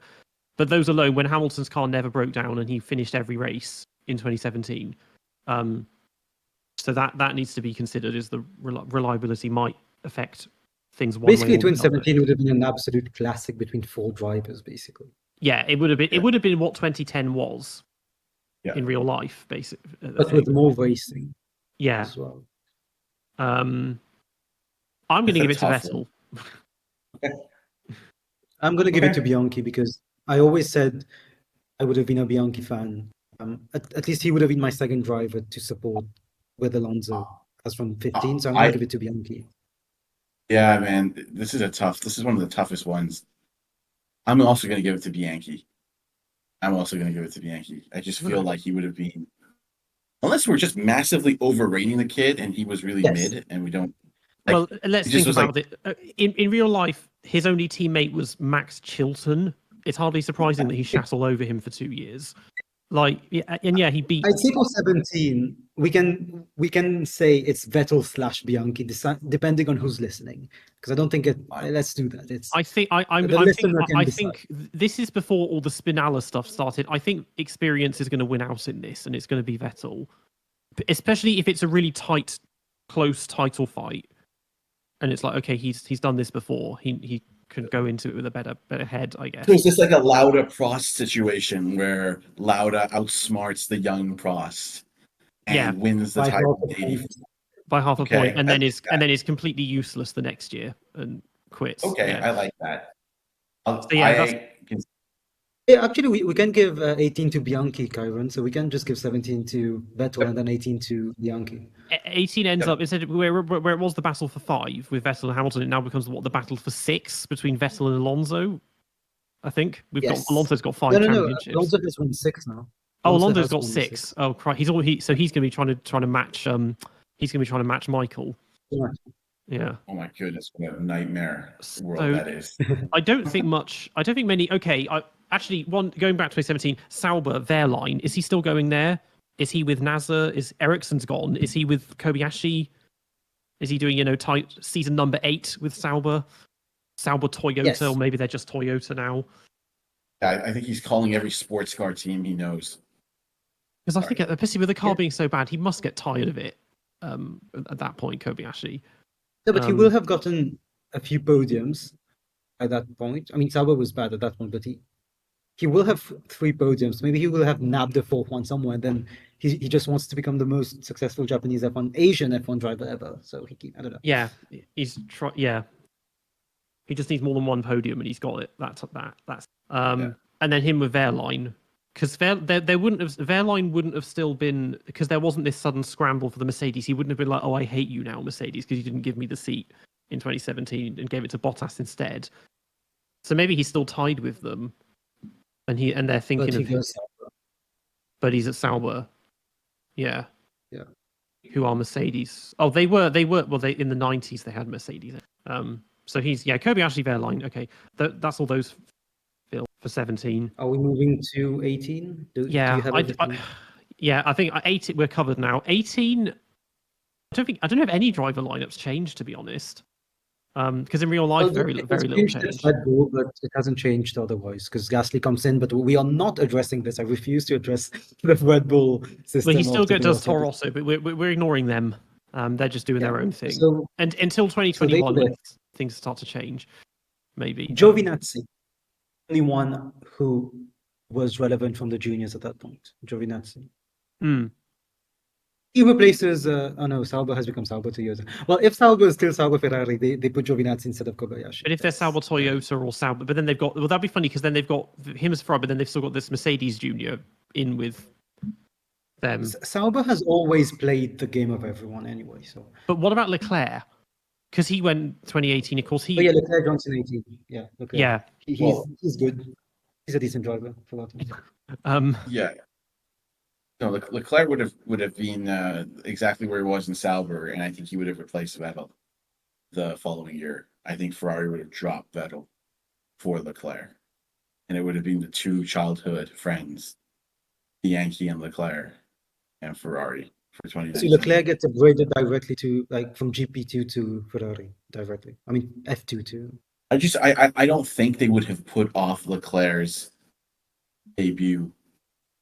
It was too. Remember how hyped he was. This guy was hyped over the moon before he came into F1. So I don't see Kobayashi holding up Leclerc. I'm sorry. Yeah, Kobayashi would retire at this point, and Leclerc comes in. And then is it Wehrlein or Giovinazzi? Because Giovinazzi, no, he didn't come in real life till 2019. Would Wehrlein No, but Giovinazzi was in the waiting. He didn't come in until 2019, but he finished second in 2016 GP2. Yeah. So Gasly and Giovinazzi were both waiting. Actually, both of them waited. That was the first instance of GP2 really starting to get criticized because they had two good drivers who were waiting. Gasly does his thing, that's fine. Giovinazzi, I guess we can put him in Sauber, and then Alpha Wehrlein's slash- out, and he's gone off to. Yeah, I guess Wehrlein. Maybe him and Kobayashi go off to WEC together. Yeah. And do that, yeah. Sure. McLaren's going to be the same, isn't it? Raikkonen and Van Dorn 2018. The car is marginally better. Sainz, Hulkenberg, Renault, that's the same. Mercedes is the same. Force India, Williams are the same. There's no Sergei Sorokin is never a thing, so it's still Bottas, Stroll, Williams. Although Bottas, by this point, Bottas would be like, I've been here for that'll be his 6th season. That's a long time at Williams, especially if they're still a Mercedes junior team. He must be thinking they must be thinking about a promotion eventually. Yeah, but Yep. I mean, who is Bottas going to replace at the top team? I don't think Rosberg will be fired. I don't think Alonso's being. Is Rosberg thinking about quitting at any point? I want to think if we say that Vettel, did we say Vettel won the title in 17? Yeah. Bianchi, and then it's Rosberg 4th, Alonso 3rd, something of that nature. So it's not desperately bad, but he's probably thinking I'm getting towards the tail end here. I think Bianchi- that Rosberg would have taken one of these 1920 titles at Mercedes finally. Yeah. And then he would have retired. Like I think what was the year Lewis just dominated? I think it was 20. Yeah. I think 20 is a year earmarked for Rosberg. And then after that, Nico would have said, I got what I wanted. I'm out of here. And also with the pandemic and everything being so weird, he'd be like, I can't do this again. Exactly. Yeah. Exactly. Right, so 2018, Bianchi wins. Yeah, that's fine. And you've got everything. So 2019, Merck was very good. We want to give that one to Alonso or Rosberg because they were clear in 2019. Alonso into his a title at 38, title number 7. 2019 was when forget this. So yeah, Alonso, Rosberg. 2019 Ferrari was extremely quick, but that was that weird illegal engine which And they were didn't useless in the challenge first half. Them and Red Bull were no. In the second half, they closed up, but across the whole season, it was Mercedes that were miles ahead of everyone. Do we give Alonso a 7 and then he retires? And then 2020 goes to Nico and then he retires. I don't think Alonso retires ever. I don't think he Unless I wants just to. Keep going. I don't think he Just wants goes just to for match Michael. I think he wants to beat him. He wants to completely. obliterate Michael for that record. Once he gets 7, he's going to say, I'm going to win 7 more. I think that's Alonso's mentality. So, Mm. no, seriously, like that's his mentality, which is who he is. So, think- Yeah. So 19. 19 before we think about the title race. McLaren, what happens? Because in real life, Stoffel and Alonso leave. Stoffel gets axed and Alonso leaves, whatever. and they get Lando and Carlson. I Do we go for a simple buff and say the same thing happens? Because Kimi would have gotten extremely tired, I'd say, by that point. And Kimi was someone who didn't really tolerate bullshit. And Stoffel would have still gotten destroyed by Kimi, I would say. So He we would have could been. just say both. I feel like Van Dorn might have stayed because he'd been an exceptional junior, and I think he would have been destroyed, but not in such a ruthless way as with Alonso. Kimi wouldn't have cared enough to just obliterate this rookie and just beat him into submission. I think he would have stayed, and maybe they bring in Lando. And then Lando Sainz. never joins Formula One. There you go. Yeah. Sainz would not join them. He stays at Renault, but then it was Hulkenberg and Ricardo in real life. Ricardo I still really does Ricardo still want to rage quit Red Bull? Probably. yes, dude. Guys, I really think that Raikkonen would have still gone to Alfa Romeo. Like In place I of really Leclerc. no, Yeah. Leclerc is going to Ferrari. So in place of Leclerc. Yeah. Leclerc goes to Ferrari in 2019. Vettel goes to Force India or whatever you want to call it. Because I don't think Seb retires at that point. No. Or he goes back to Red Bull. Like Vettel going back to Red Bull is very doable if Seb had just won a title 2 years prior. Oh yeah. With Max, yeah, that could be a thing. Gasly just stays at Toro Rosso. Kvyat does. Oh God, I don't know. Now we're overlapping them. No, Kvyat's out. I will not entertain Kvyat's out. the Red Yeah, Bull. Kvyat just doesn't exist. Kvyat's gone. Did we say Rosberg won the title or Alonso in 2019? 19 Alonso, and then 20 is Rosberg. But 19 is interesting because it would have been Alonso, Rosberg. At Mercedes, in Ferrari, it would have been Bianchi, Leclerc, and then Red Bull would have been Verstappen, Vettel. I think it would Verstappen, Vettel at Red Bull, and McLaren would have been Lando and Van Dorn, and then still Sainz would have still stayed at Renault, or no, Ricciardo goes to Renault. You know what, Peter? I don't think Van Dorn would have stayed. If we're saying he would have still lost to Raikkonen, I don't think McLaren would have kept them on if someone like Carlos Sainz wanted to come to the team. Like I still think they would have said we need a fresh change because Van Dorn can't even really convincingly beat an aging Kimi, kind of like Giovinazzi. So why should we keep him on if we can go for a fresh new lineup like Norris Sainz? Like, I honestly think, unless you're saying Van Dorn would have beaten Kimi, Van Dorn doesn't have a future in this. I don't think he would have beaten him. I think it just would have been better, and people would have been like, "Well, the car is still sucks, but he's not. It's fine, I guess." I mean, I think that it would have been a more positive mentality at McLaren without Alonso complaining all the time, because Kimi would have just said nothing. Right. Okay, yeah, fine. So Norris, Van Dorn, and Sainz is at wherever he was. He's still staying at Renault, but then Hulkenberg and Ricciardo. If Ricciardo's out of Red Bull, does Hulkenberg? He's still at Renault, I think, in 2019 in real life. Yeah. Force India's still Checo. No, Stroll went to Force. Checo was there. Ocon was out in 2019, wasn't he? And that was Stroll. So and then George coming into Bottas. I guess is it Kubica doesn't come in? No, they're not going to bring in Kubica. It's Bottas and George at Williams. Bottas and Kubica does not make it. And Kubica does not make it. Yeah, Sorokin never happens. Kubica never comes back. George shits all over Bottas, even though the car is still useless. I love how our timelines always end up not caring about sponsorship and stuff. So all the paid drivers. It's good, but we basically assume that Williams does not have financial issues. No, it's Telefonica Mercedes AMG is what this with Alonso there. No Petronas or anything. At this point, Kyron Smith has stopped watching Formula One after being traumatized for so many years of this incessant dominance. But I think it makes sense. I think these lineups make sense, and then 19 because Kimi never wins anything. In this, Kimi gets more wins, but he never wins any title.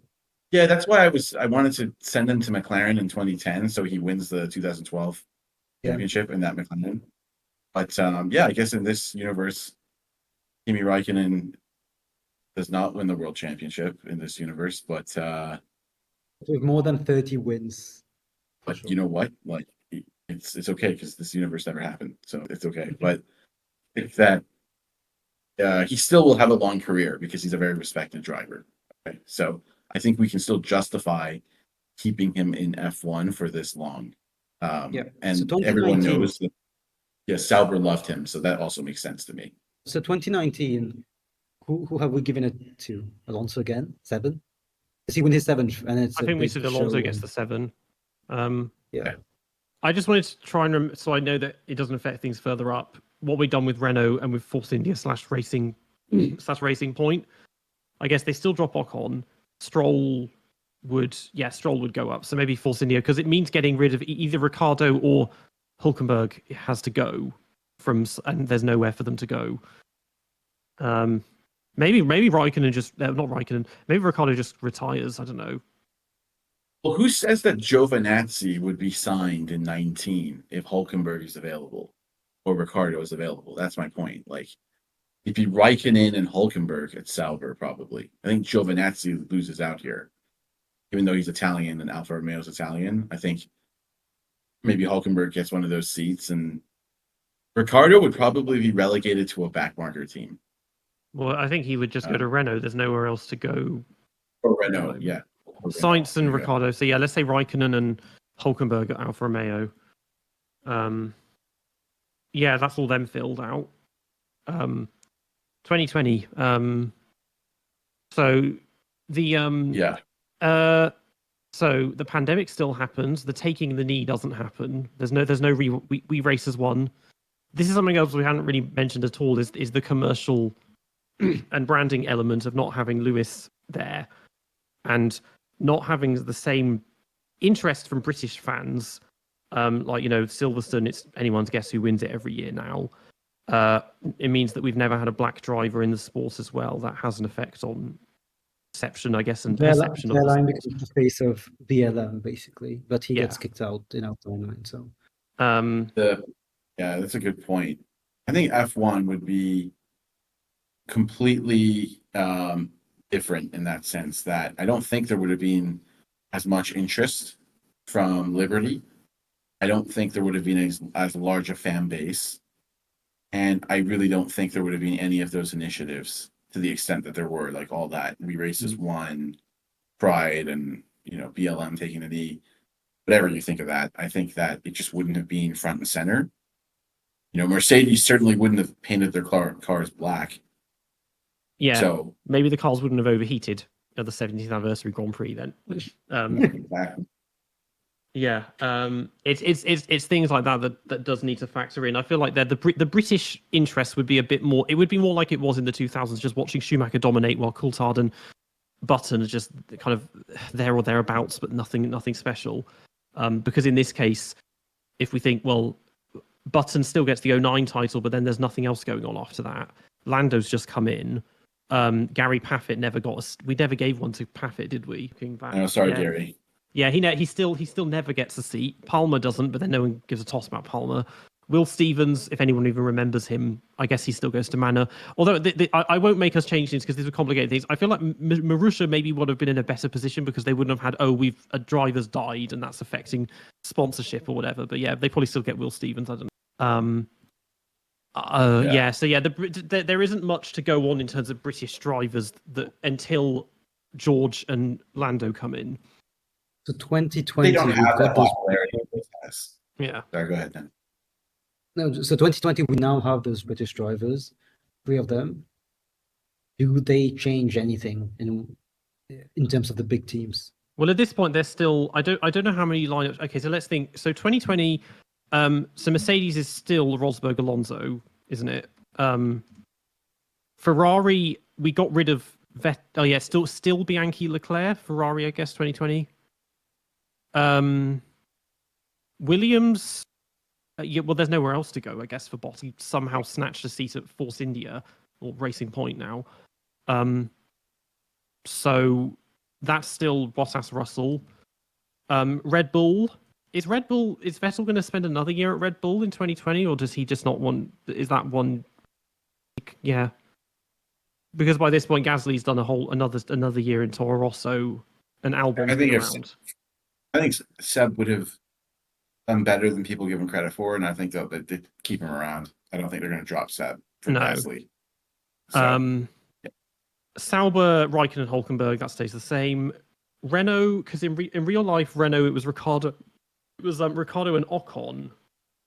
I don't know if Ocon, maybe it's because Sainz went to McLaren the year before. This is the big one. So Norris is staying at McLaren. Van Dorn, are they keeping him, or does they finally give up with him? I think they drop Van Dorn.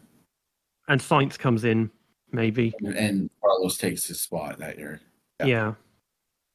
Remember, Carlos was starting to mature. He was starting to really show star quality that Van Dorn never showed. Yeah. So I think that would tip it in Carlos's favor. And then Renault becomes Ricardo Ocon, Sauber, Force India, I guess, still Checo, Stroll. And then we're giving the title to Rosberg.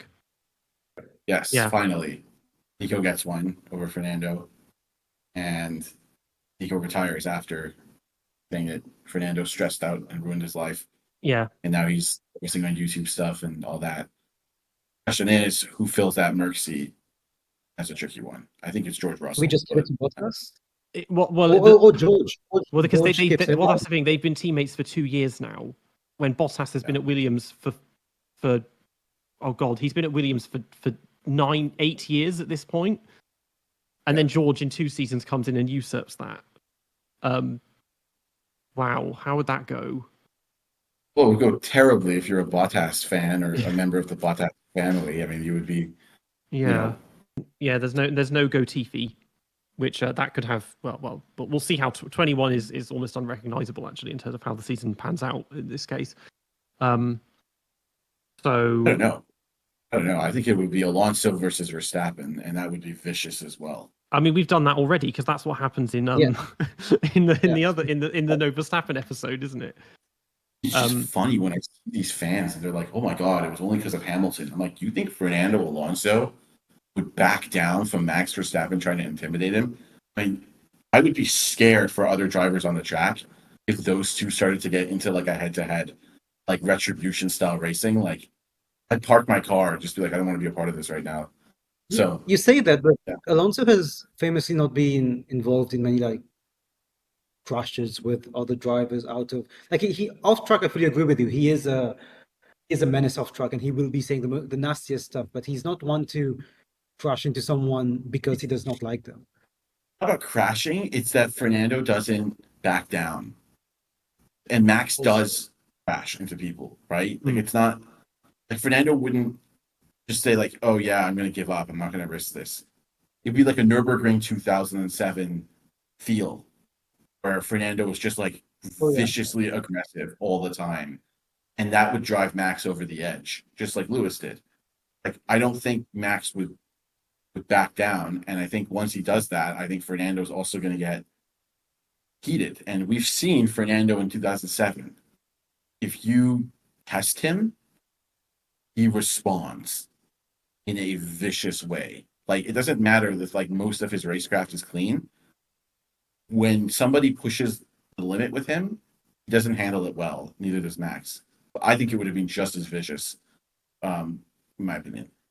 I've just realized we've made 2021 be 7-time world champion at Mercedes versus Verstappen, just like it was in real life, because Alonso now has 7 in our timeline, which is incredible because we've worked it out to be the exact same narrative, even with like all those thoughts we've given, which is good because it makes it's back to that exact same. I say it's as Ciaron said, it's back to a similar situation because instead of having Hamilton losing it, you've got Alonso who doesn't back down, which if the Silverstone incident would have happened, something else would have happened.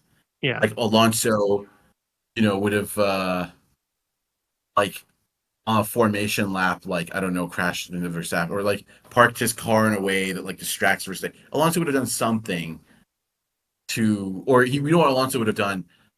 He would have played games under the yellow flag to make Max accidentally pass him and then get Max a penalty.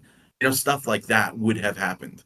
Like Fernando doesn't know the definition of just like backing down like that. He'll go Yeah, for because it. Peter, when we had the previous video, we said Alonso versus Hamilton, and that one I agree. It's less because there's no Verstappen, so that one I still maintain that it's very unlikely that they would be crushes. But as Ciaron said, Alonso versus Verstappen, that's a different thing. Because for example, Monza 21, I said Alonso versus Hamilton, no crush happens because Alonso cuts the chicane and then blames it on Lewis.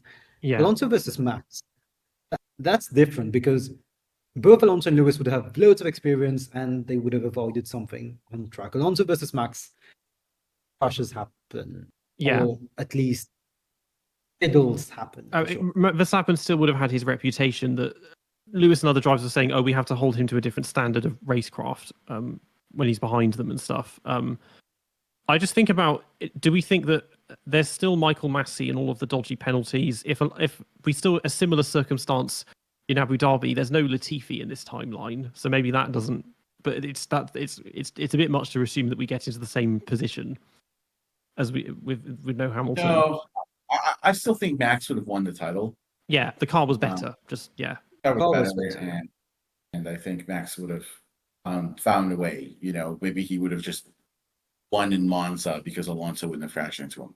Yeah, I don't know. and I think Alonso, all the Spanish fans would have been equally hysterical as the Hamilton fans after the season ended as well. That's kind of a given. Yeah, and actually that makes the rest of the timeline easy because, I mean, Verstappen wins the next 3. I think that's easy to say, but the drivers change it. Okay, Mercedes. so we haven't touched actually the driver lineups at all. So now we know the champion, but now we need to think who's actually where. That's kind of, there's a lot to think about here. Who did we put at Mercedes with Alonso?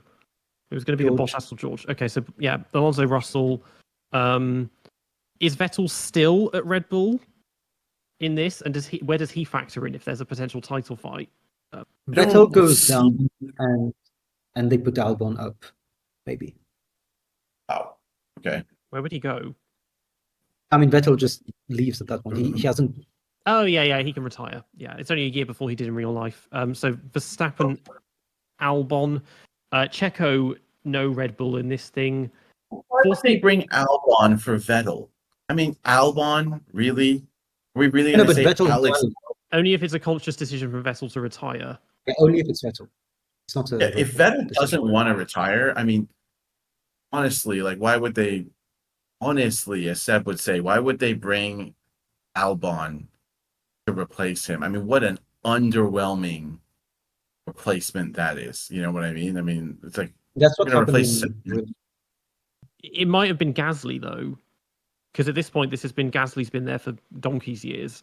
Who's Gasly? I mean, why would you bring Gasly to replace Vettel too? Like, who are these drivers? Like, no offense, like Albon and Gasly to replace Sebastian that's Vettel. what happened in real life. That's what happened in real life when Ricciardo left. But Ricciardo isn't. Yeah.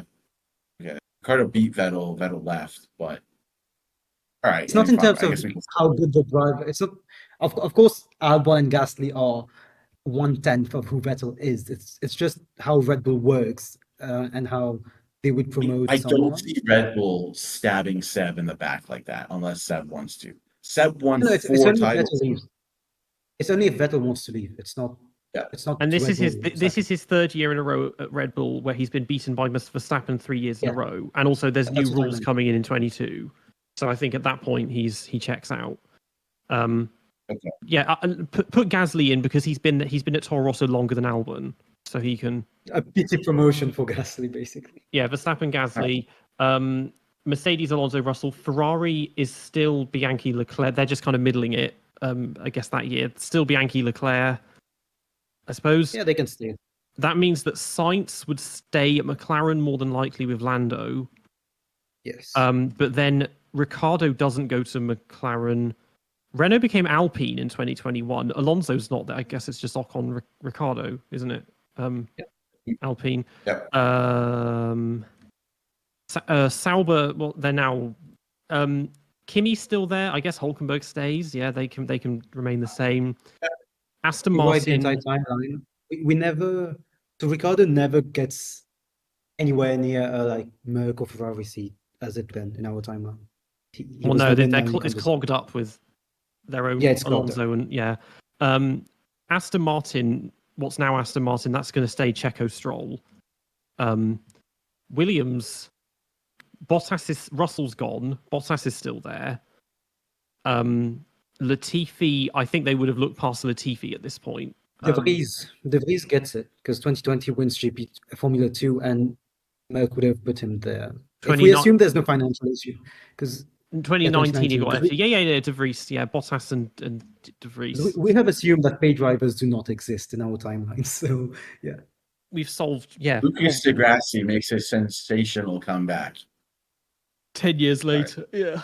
And no, because we can throw him in and then we can keep the environmentalism and net zero because he speaks up about that stuff a lot. I think it's half the reason he's still in Formula E. Exactly. I don't know. It's I think it makes sense. I think the lineups make sense, honestly. Don't see the need to massively change them at that in that. So then that means 22, yeah, New Year ground effect. Suddenly, honestly, then that's just my opinion. I feel like 22 onwards, we can literally just say Verstappen wins everything. Yeah, the other drivers don't really matter. I mean, we are going to do it anyway, but technically, it does. It does change some stuff in that. Well, Mercedes have suddenly become useless again with Alonso there. Still, there are Alonso factors. Oh no, Ciaron said that Alonso might stay. So. He would. I don't think he would leave. He'd still want to go for his 8th. Oh yeah. So that would mean I think most things don't change. Other than Ferrari are competitive again, but not competitive enough. I suppose. Still Bianchi Leclerc. Bianchi's now on. That's his 8th season at Ferrari, so he's put in a. That's the thing with the lineups that we had in 21, and because 90% of it is hypothetical.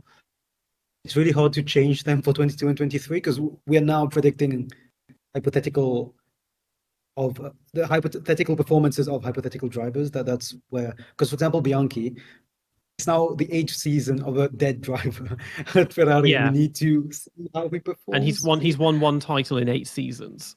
He should just keeping it going. And Leclerc is now in his 4th season there. And it's like, and now we need to think, because we seem to be committed to Bianchi destroying Vettel, is Leclerc beating Bianchi? Because I think they would love being teammates because he's his godson in real life. It's a fairly logical thing that would.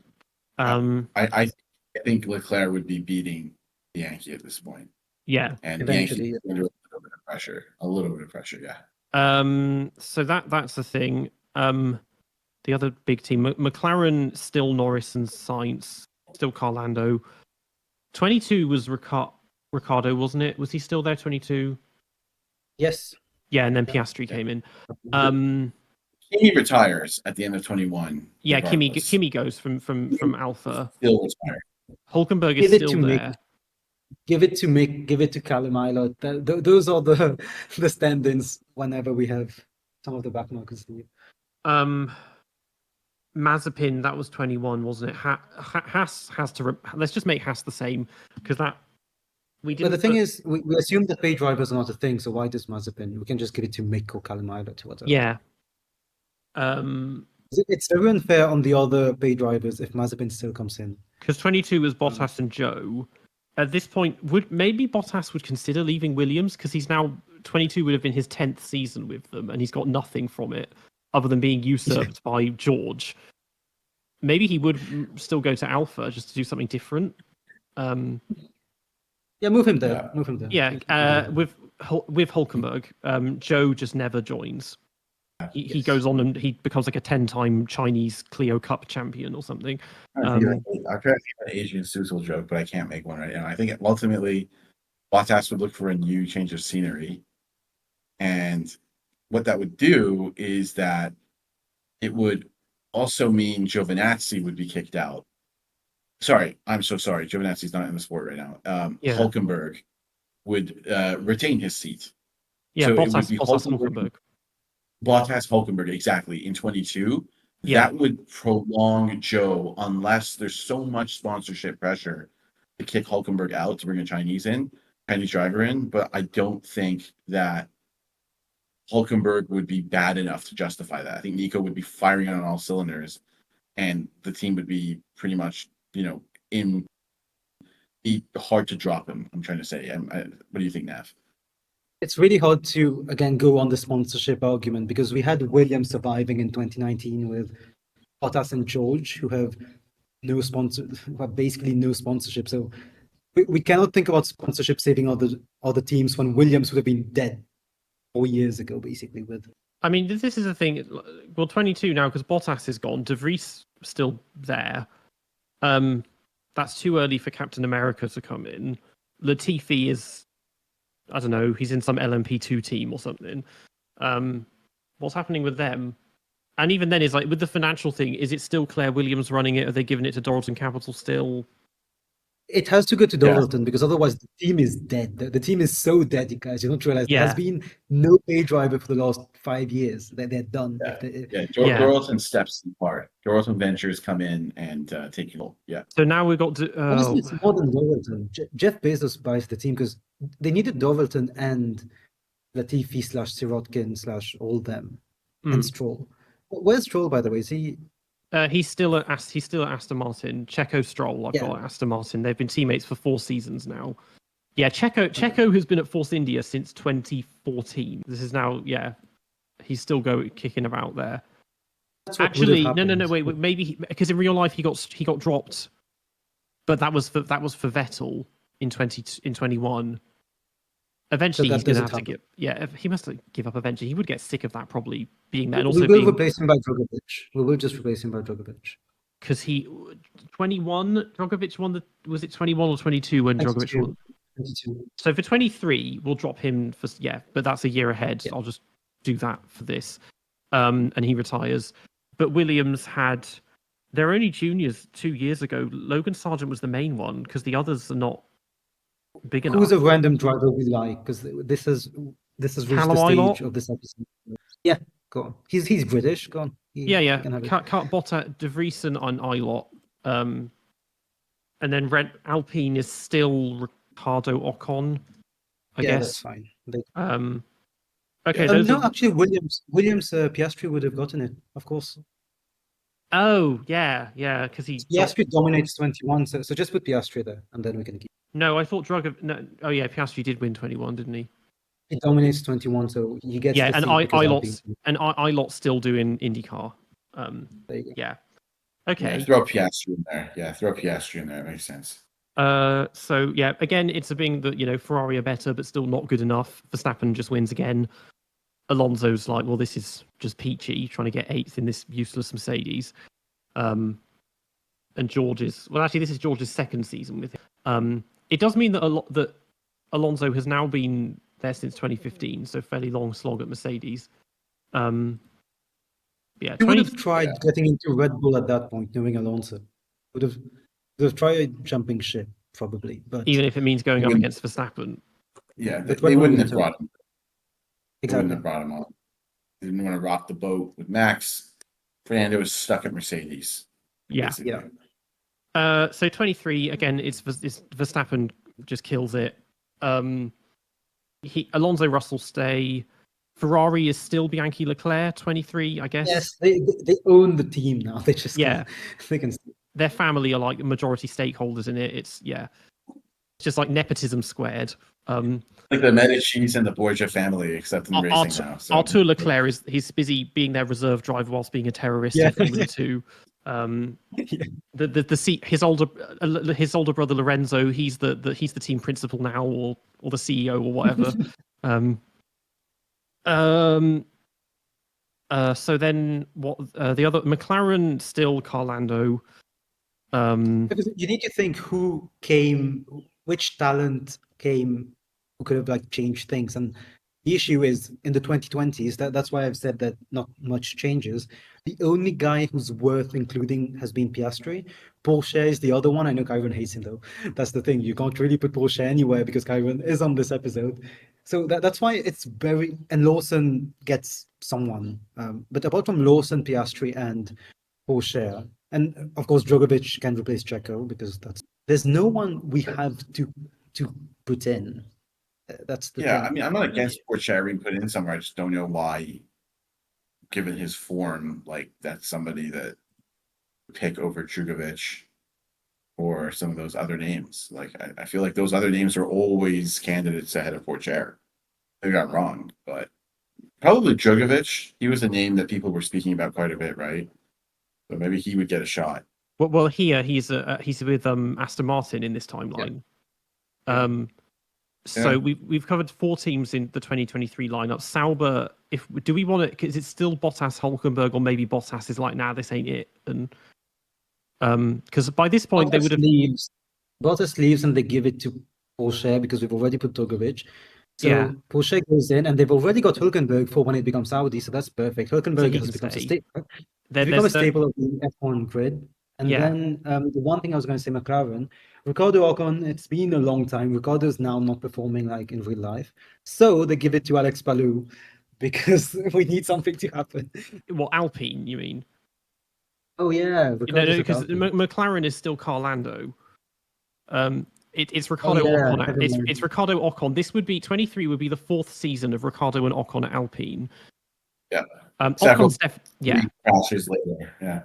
Ocon's still. I mean, Ricardo, because he's still kicking about in real life and being just useless. Ricardo leaves and you put Jack Doohan. There you go. They want to do that in real life anyway. Yeah, this is how we've sold it. Get rid of Lewis, and suddenly junior drivers actually get to move into Formula 2 has a purpose.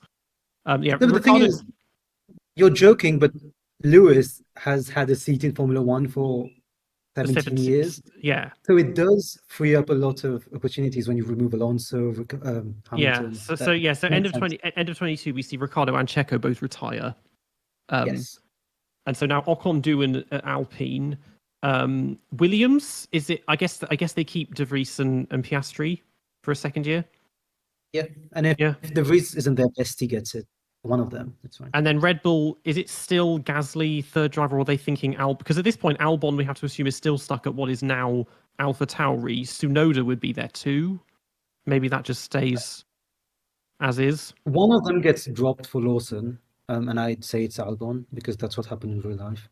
Yeah, so let's do. So that's so Verstappen, Gasly is still Red Bull. Now we have to do. Yeah, and Lawson, Tsunoda go to AlphaTauri, which is interesting because in the no Verstappen video we had Albon be at Red Bull for like 4 or 5 years, whereas here he is at AlphaTauri for like 3 or 4 years, then he gets dropped. Is there space for Giovinazzi anywhere? As he's still, winning Le Mans and just doing his thing with that? Yeah. It's either Porsche or Giovinazzi. So we can. I think it's Giovinazzi. Giovinazzi. He's Italian.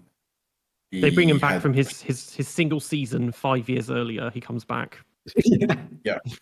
I think Jovi comes back and does an average job, but he comes back nonetheless. So, and then for 2024 he can lose it because that's when Porsche wins the F2 title.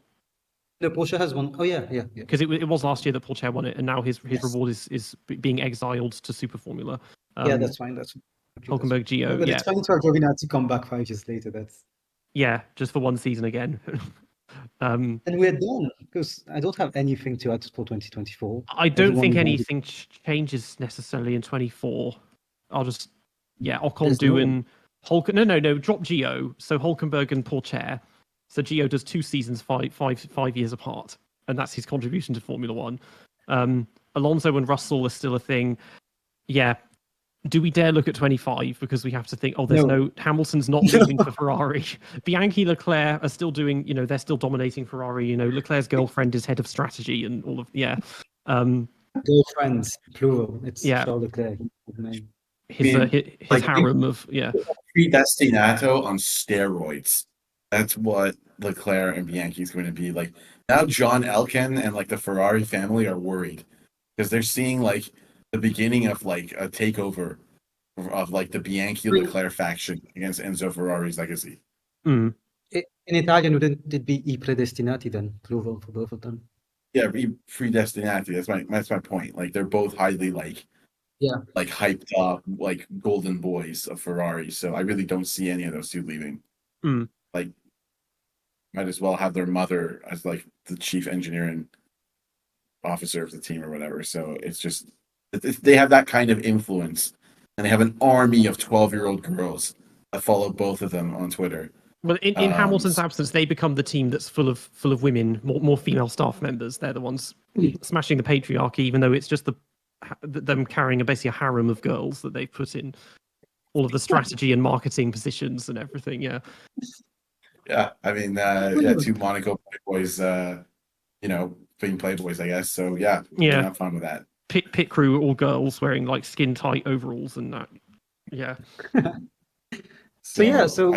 What we have had then is Alonso wins 7, Verstappen still wins 4, Vettel wins 5, and Rosberg wins 1, and Bianchi wins 1. So that's and Button wins 1. So that's quite interesting. Yeah, it's an interesting one. I mean, from 2007, it goes Alonso, Button, Vettel, Rosberg, Alonso, Vettel, Bianchi, Alonso, Rosberg, Verstappen, and then probably Verstappen again this year. Rosberg wins 2. So Rosberg wins 2. So let me just say, thank goodness this never happened, and I want to thank Ron Dennis for giving that little boy hope at 12 years old, because I don't like this alternate timeline, even though I think it would have happened like this. But I just felt like saying. I don't know if I would have even got into F1 is the thing, because in 07, like before that, I knew what it was and I knew a little bit, but I was more interested in like Le Mans and touring cars and like homologation racing cars. I wasn't into single seaters, but then Hamilton coming in like a wrecking ball, that really got people's attention in Britain.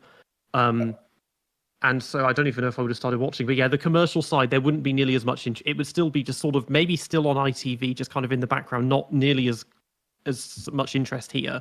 In Spain, it would be massive, with Alonso doing so well.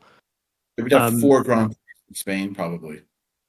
Yeah, it just and the commercial side, it would different. There wouldn't be this. There would be no We Race as One. There'd be none of that stuff going on. We race as muchos. We race as many people. Yeah. There is. This episode is basically Lewis goes to see Ron Dennis at 13 years old at the Autosport Awards. Was it in 1999? 97 or 98? 98, and he asks for his number, and Ron Dennis says, "Fuck off." Yes, he says like, "Lol, no." Or maybe he gives him his number, but then he gets a new phone contract a couple of years later and changes it and just forgets. So he calls him and nothing happens. Yeah. Or it's something like that. Or maybe you could say that Lewis, maybe he just ends up going into, he wins GP2 or doesn't win GP2 and he goes into IndyCar and does that because in his desperation to become an American. Or he just doesn't. DTM legend. He becomes a DTM legend who wins it like 10 times. Yeah, he joins Gary Paffett and they both go to DTM together and just destroy that. Or he doesn't. Or maybe he doesn't race at all and he ends up becoming a famous like vegan activist on Instagram and TikTok or whatever, starting new hashtag trends. And they would have started calling it BTM. Why didn't he join the Arsenal youth team? Isn't he like an Arsenal fan? He joined the Arsenal youth team. He could be someone that becomes like a sort of Logan Paul, where he starts out just as an influencer and then he becomes like a wrestler or a boxer or does stuff like that on the side or tries a bit of acting here and there. Or maybe he works Tesco. Yeah, and no one's ever heard of him. He's still living out of the slums of Stevenage from his 6-bedroom house and that. And this is nearly exactly 2 hours and a half, so this has been a good length. Yeah, I mean, this ended up being way more complicated than I thought, because I thought it was just going to be, Paffett for a couple of years, Hulkenberg goes to Mercedes, bam, we're sorted. It's actually, there's a lot to consider. Whose fault is that, Peter, Mr. Excel spreadsheet? I was desperate. Well, no, I did that. I was thinking, I knew that there would be consequences further down the line. I was thinking also, if it means that we can change things of like Caterham and that lot, I want to see how that makes it different. Although in the grand scheme of things, I mean, about an hour ago, I was thinking, is Kovalainen still just leaving at the end of 2012 from Caterham and we never see him again? I was thinking, it was things like that. I don't understand why the Asian drivers seem to massively benefit from Hamilton's absence. Is that compensation? We need diversity, Calvin. Someone has to take the mantle of diversity in Formula One. It's a big thing for Verline gets it.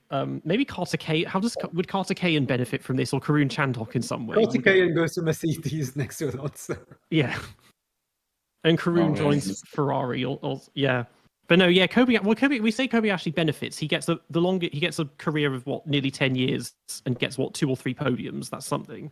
And I mean, Albon is still at. What does we do to Albon? He's still at Toro Just Rosso, if you isn't want to he? make it complicated, the thing is, if Kobayashi stays at Sauber, Toyota never becomes the dominant force in WEC as well. So we're not going to go into that, but that's quite major as well. Kobayashi Well, it has just to means be that ahead. Porsche is the one that is. But then they left ages ago, didn't they, Porsche? And then they came Anyway, back.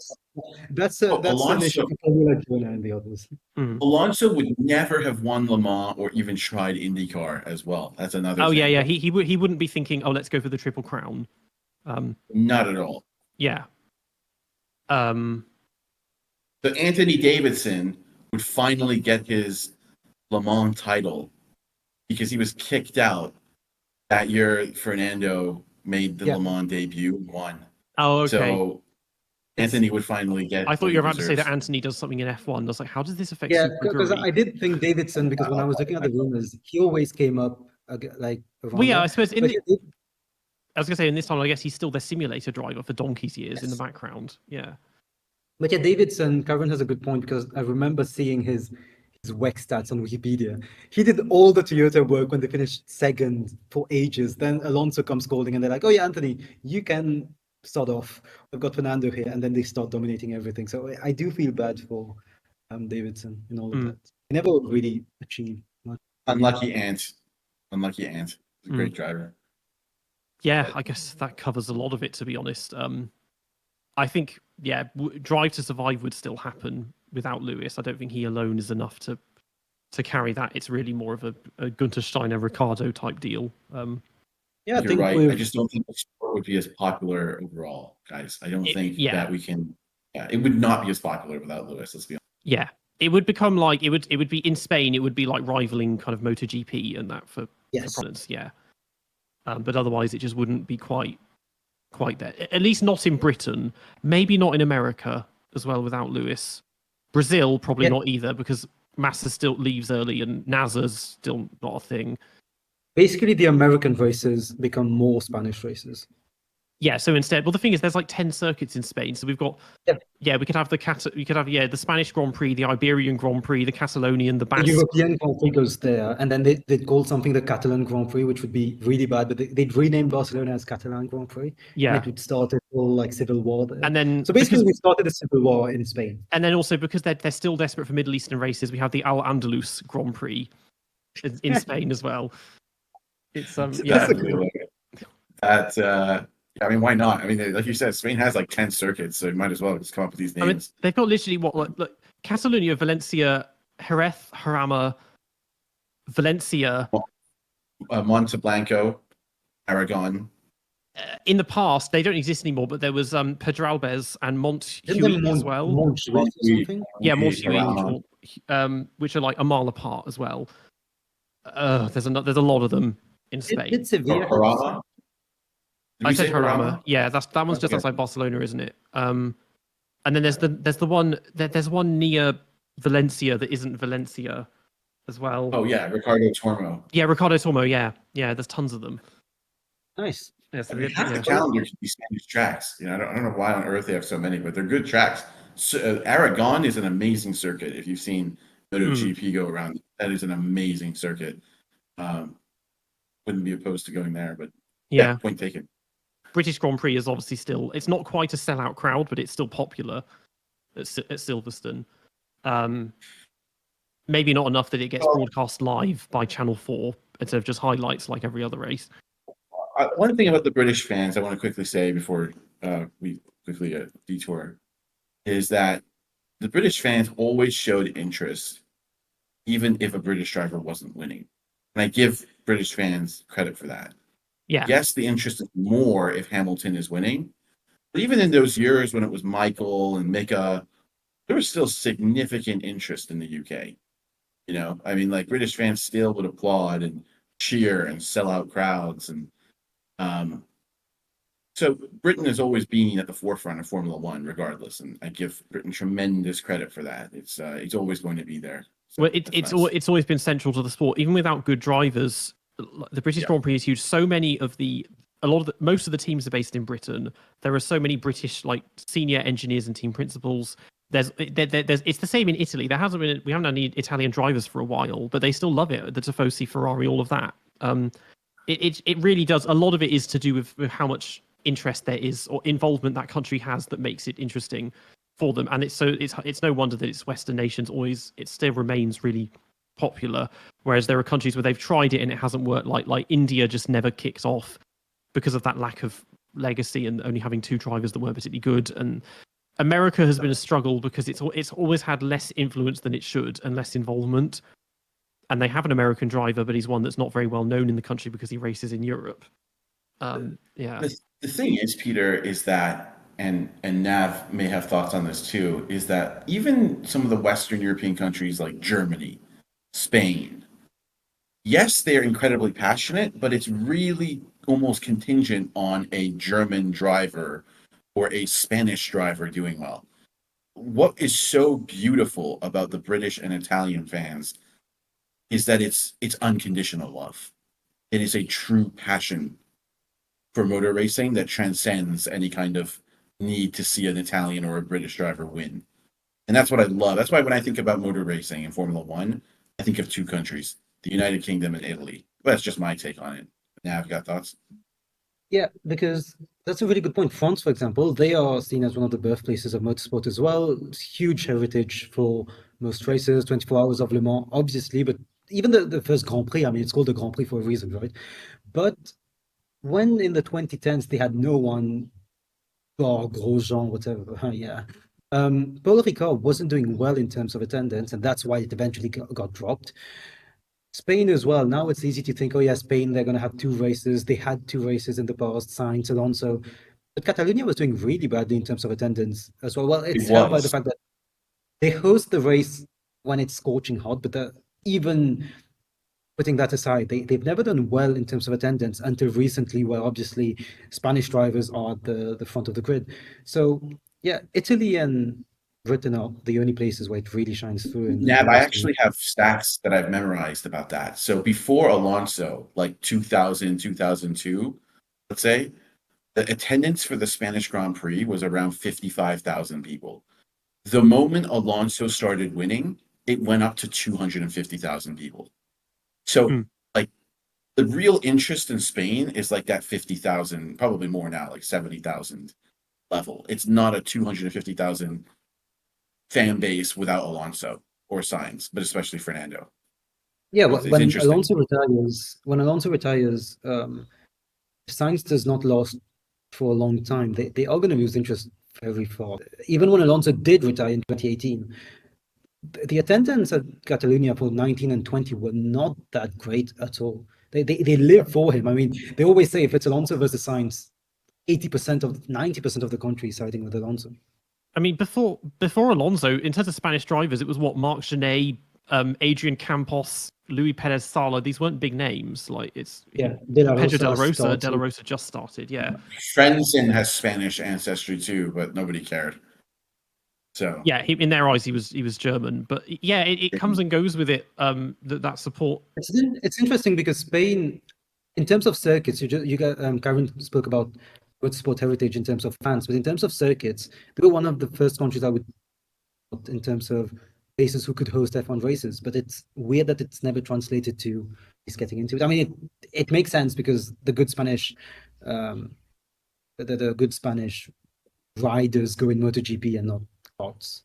But yeah, even at Spanish juniors at the moment, there's like Mari Boya and Pepe Marti is the Pepe Marti, Pepe yeah, Marti of course. is the new one. Lorenzo Fluke. So those are the kind of the names. They're not superstars, but there's something there. But like again, Netherlands is a prime example of this. The Dutch Grand Prix was nowhere for 30 years. Max is the first actually good driver they've had. I mean, the closest thing before that would have been Jos, I guess Jan Lammers.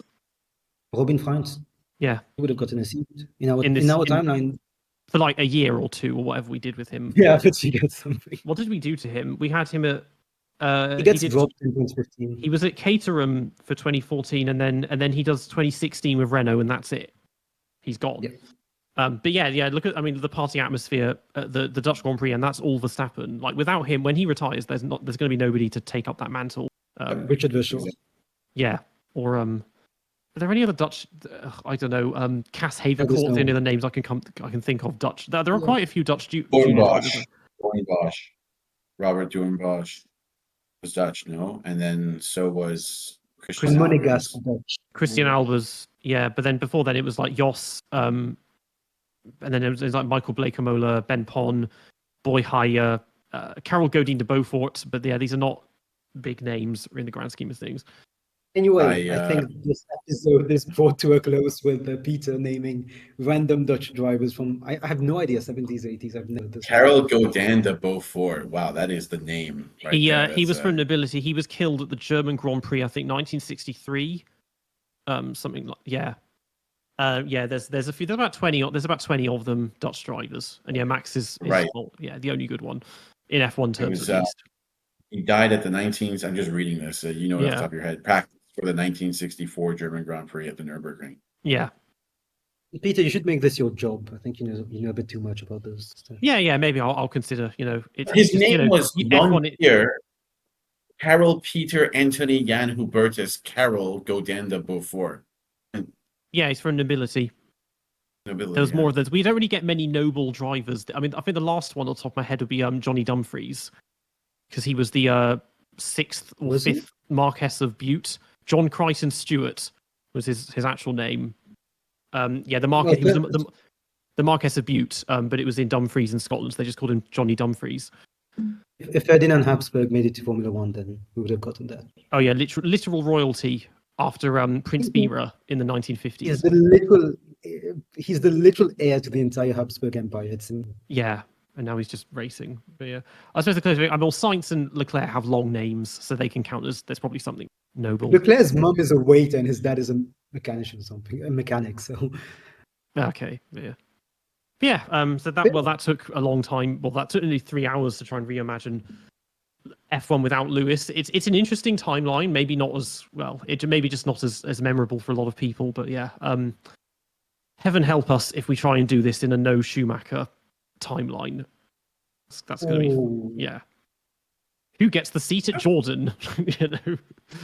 Yeah. Yeah, I think that would be very interesting, and it would make. Actually, it would be more predictable, I think, than people think. But that's another driver like Lewis, who is so key to the time that they race that it would change. It would inevitably change a lot. So yeah, and it would mean that with no Lewis, no Michael, we lose the two names, which are the only names that everyone knows, even people that don't watch Formula One. Just Senna isn't quite famous enough that everyone knows who he is. I think Senna's pretty big because of that documentary. A lot of people now pretend like they watched F1 back then. It's really annoying. It's like, oh yeah, man, I was always a Senna fan, and then you find out the guy like only heard about Formula One like a year ago. But I think you're right. Michael and Lewis transcend the sport. Michael and Lewis are the two most well-known names in the F1 fan base. So yeah, that would just be a huge commercial loss to F1 if that had never happened. But it's fascinating to think, no doubt. Everything would change. Yeah, that's why we do really this. To think about. So yeah, if we do that one in the future, just make sure to tune in for it. You've been listening to the DRS Train podcast. You can find us on YouTube and Spotify, and we're on Instagram and X at the DRS Train podcast. Make sure to tune in for our next episode. Stay safe, and we'll see you all next time.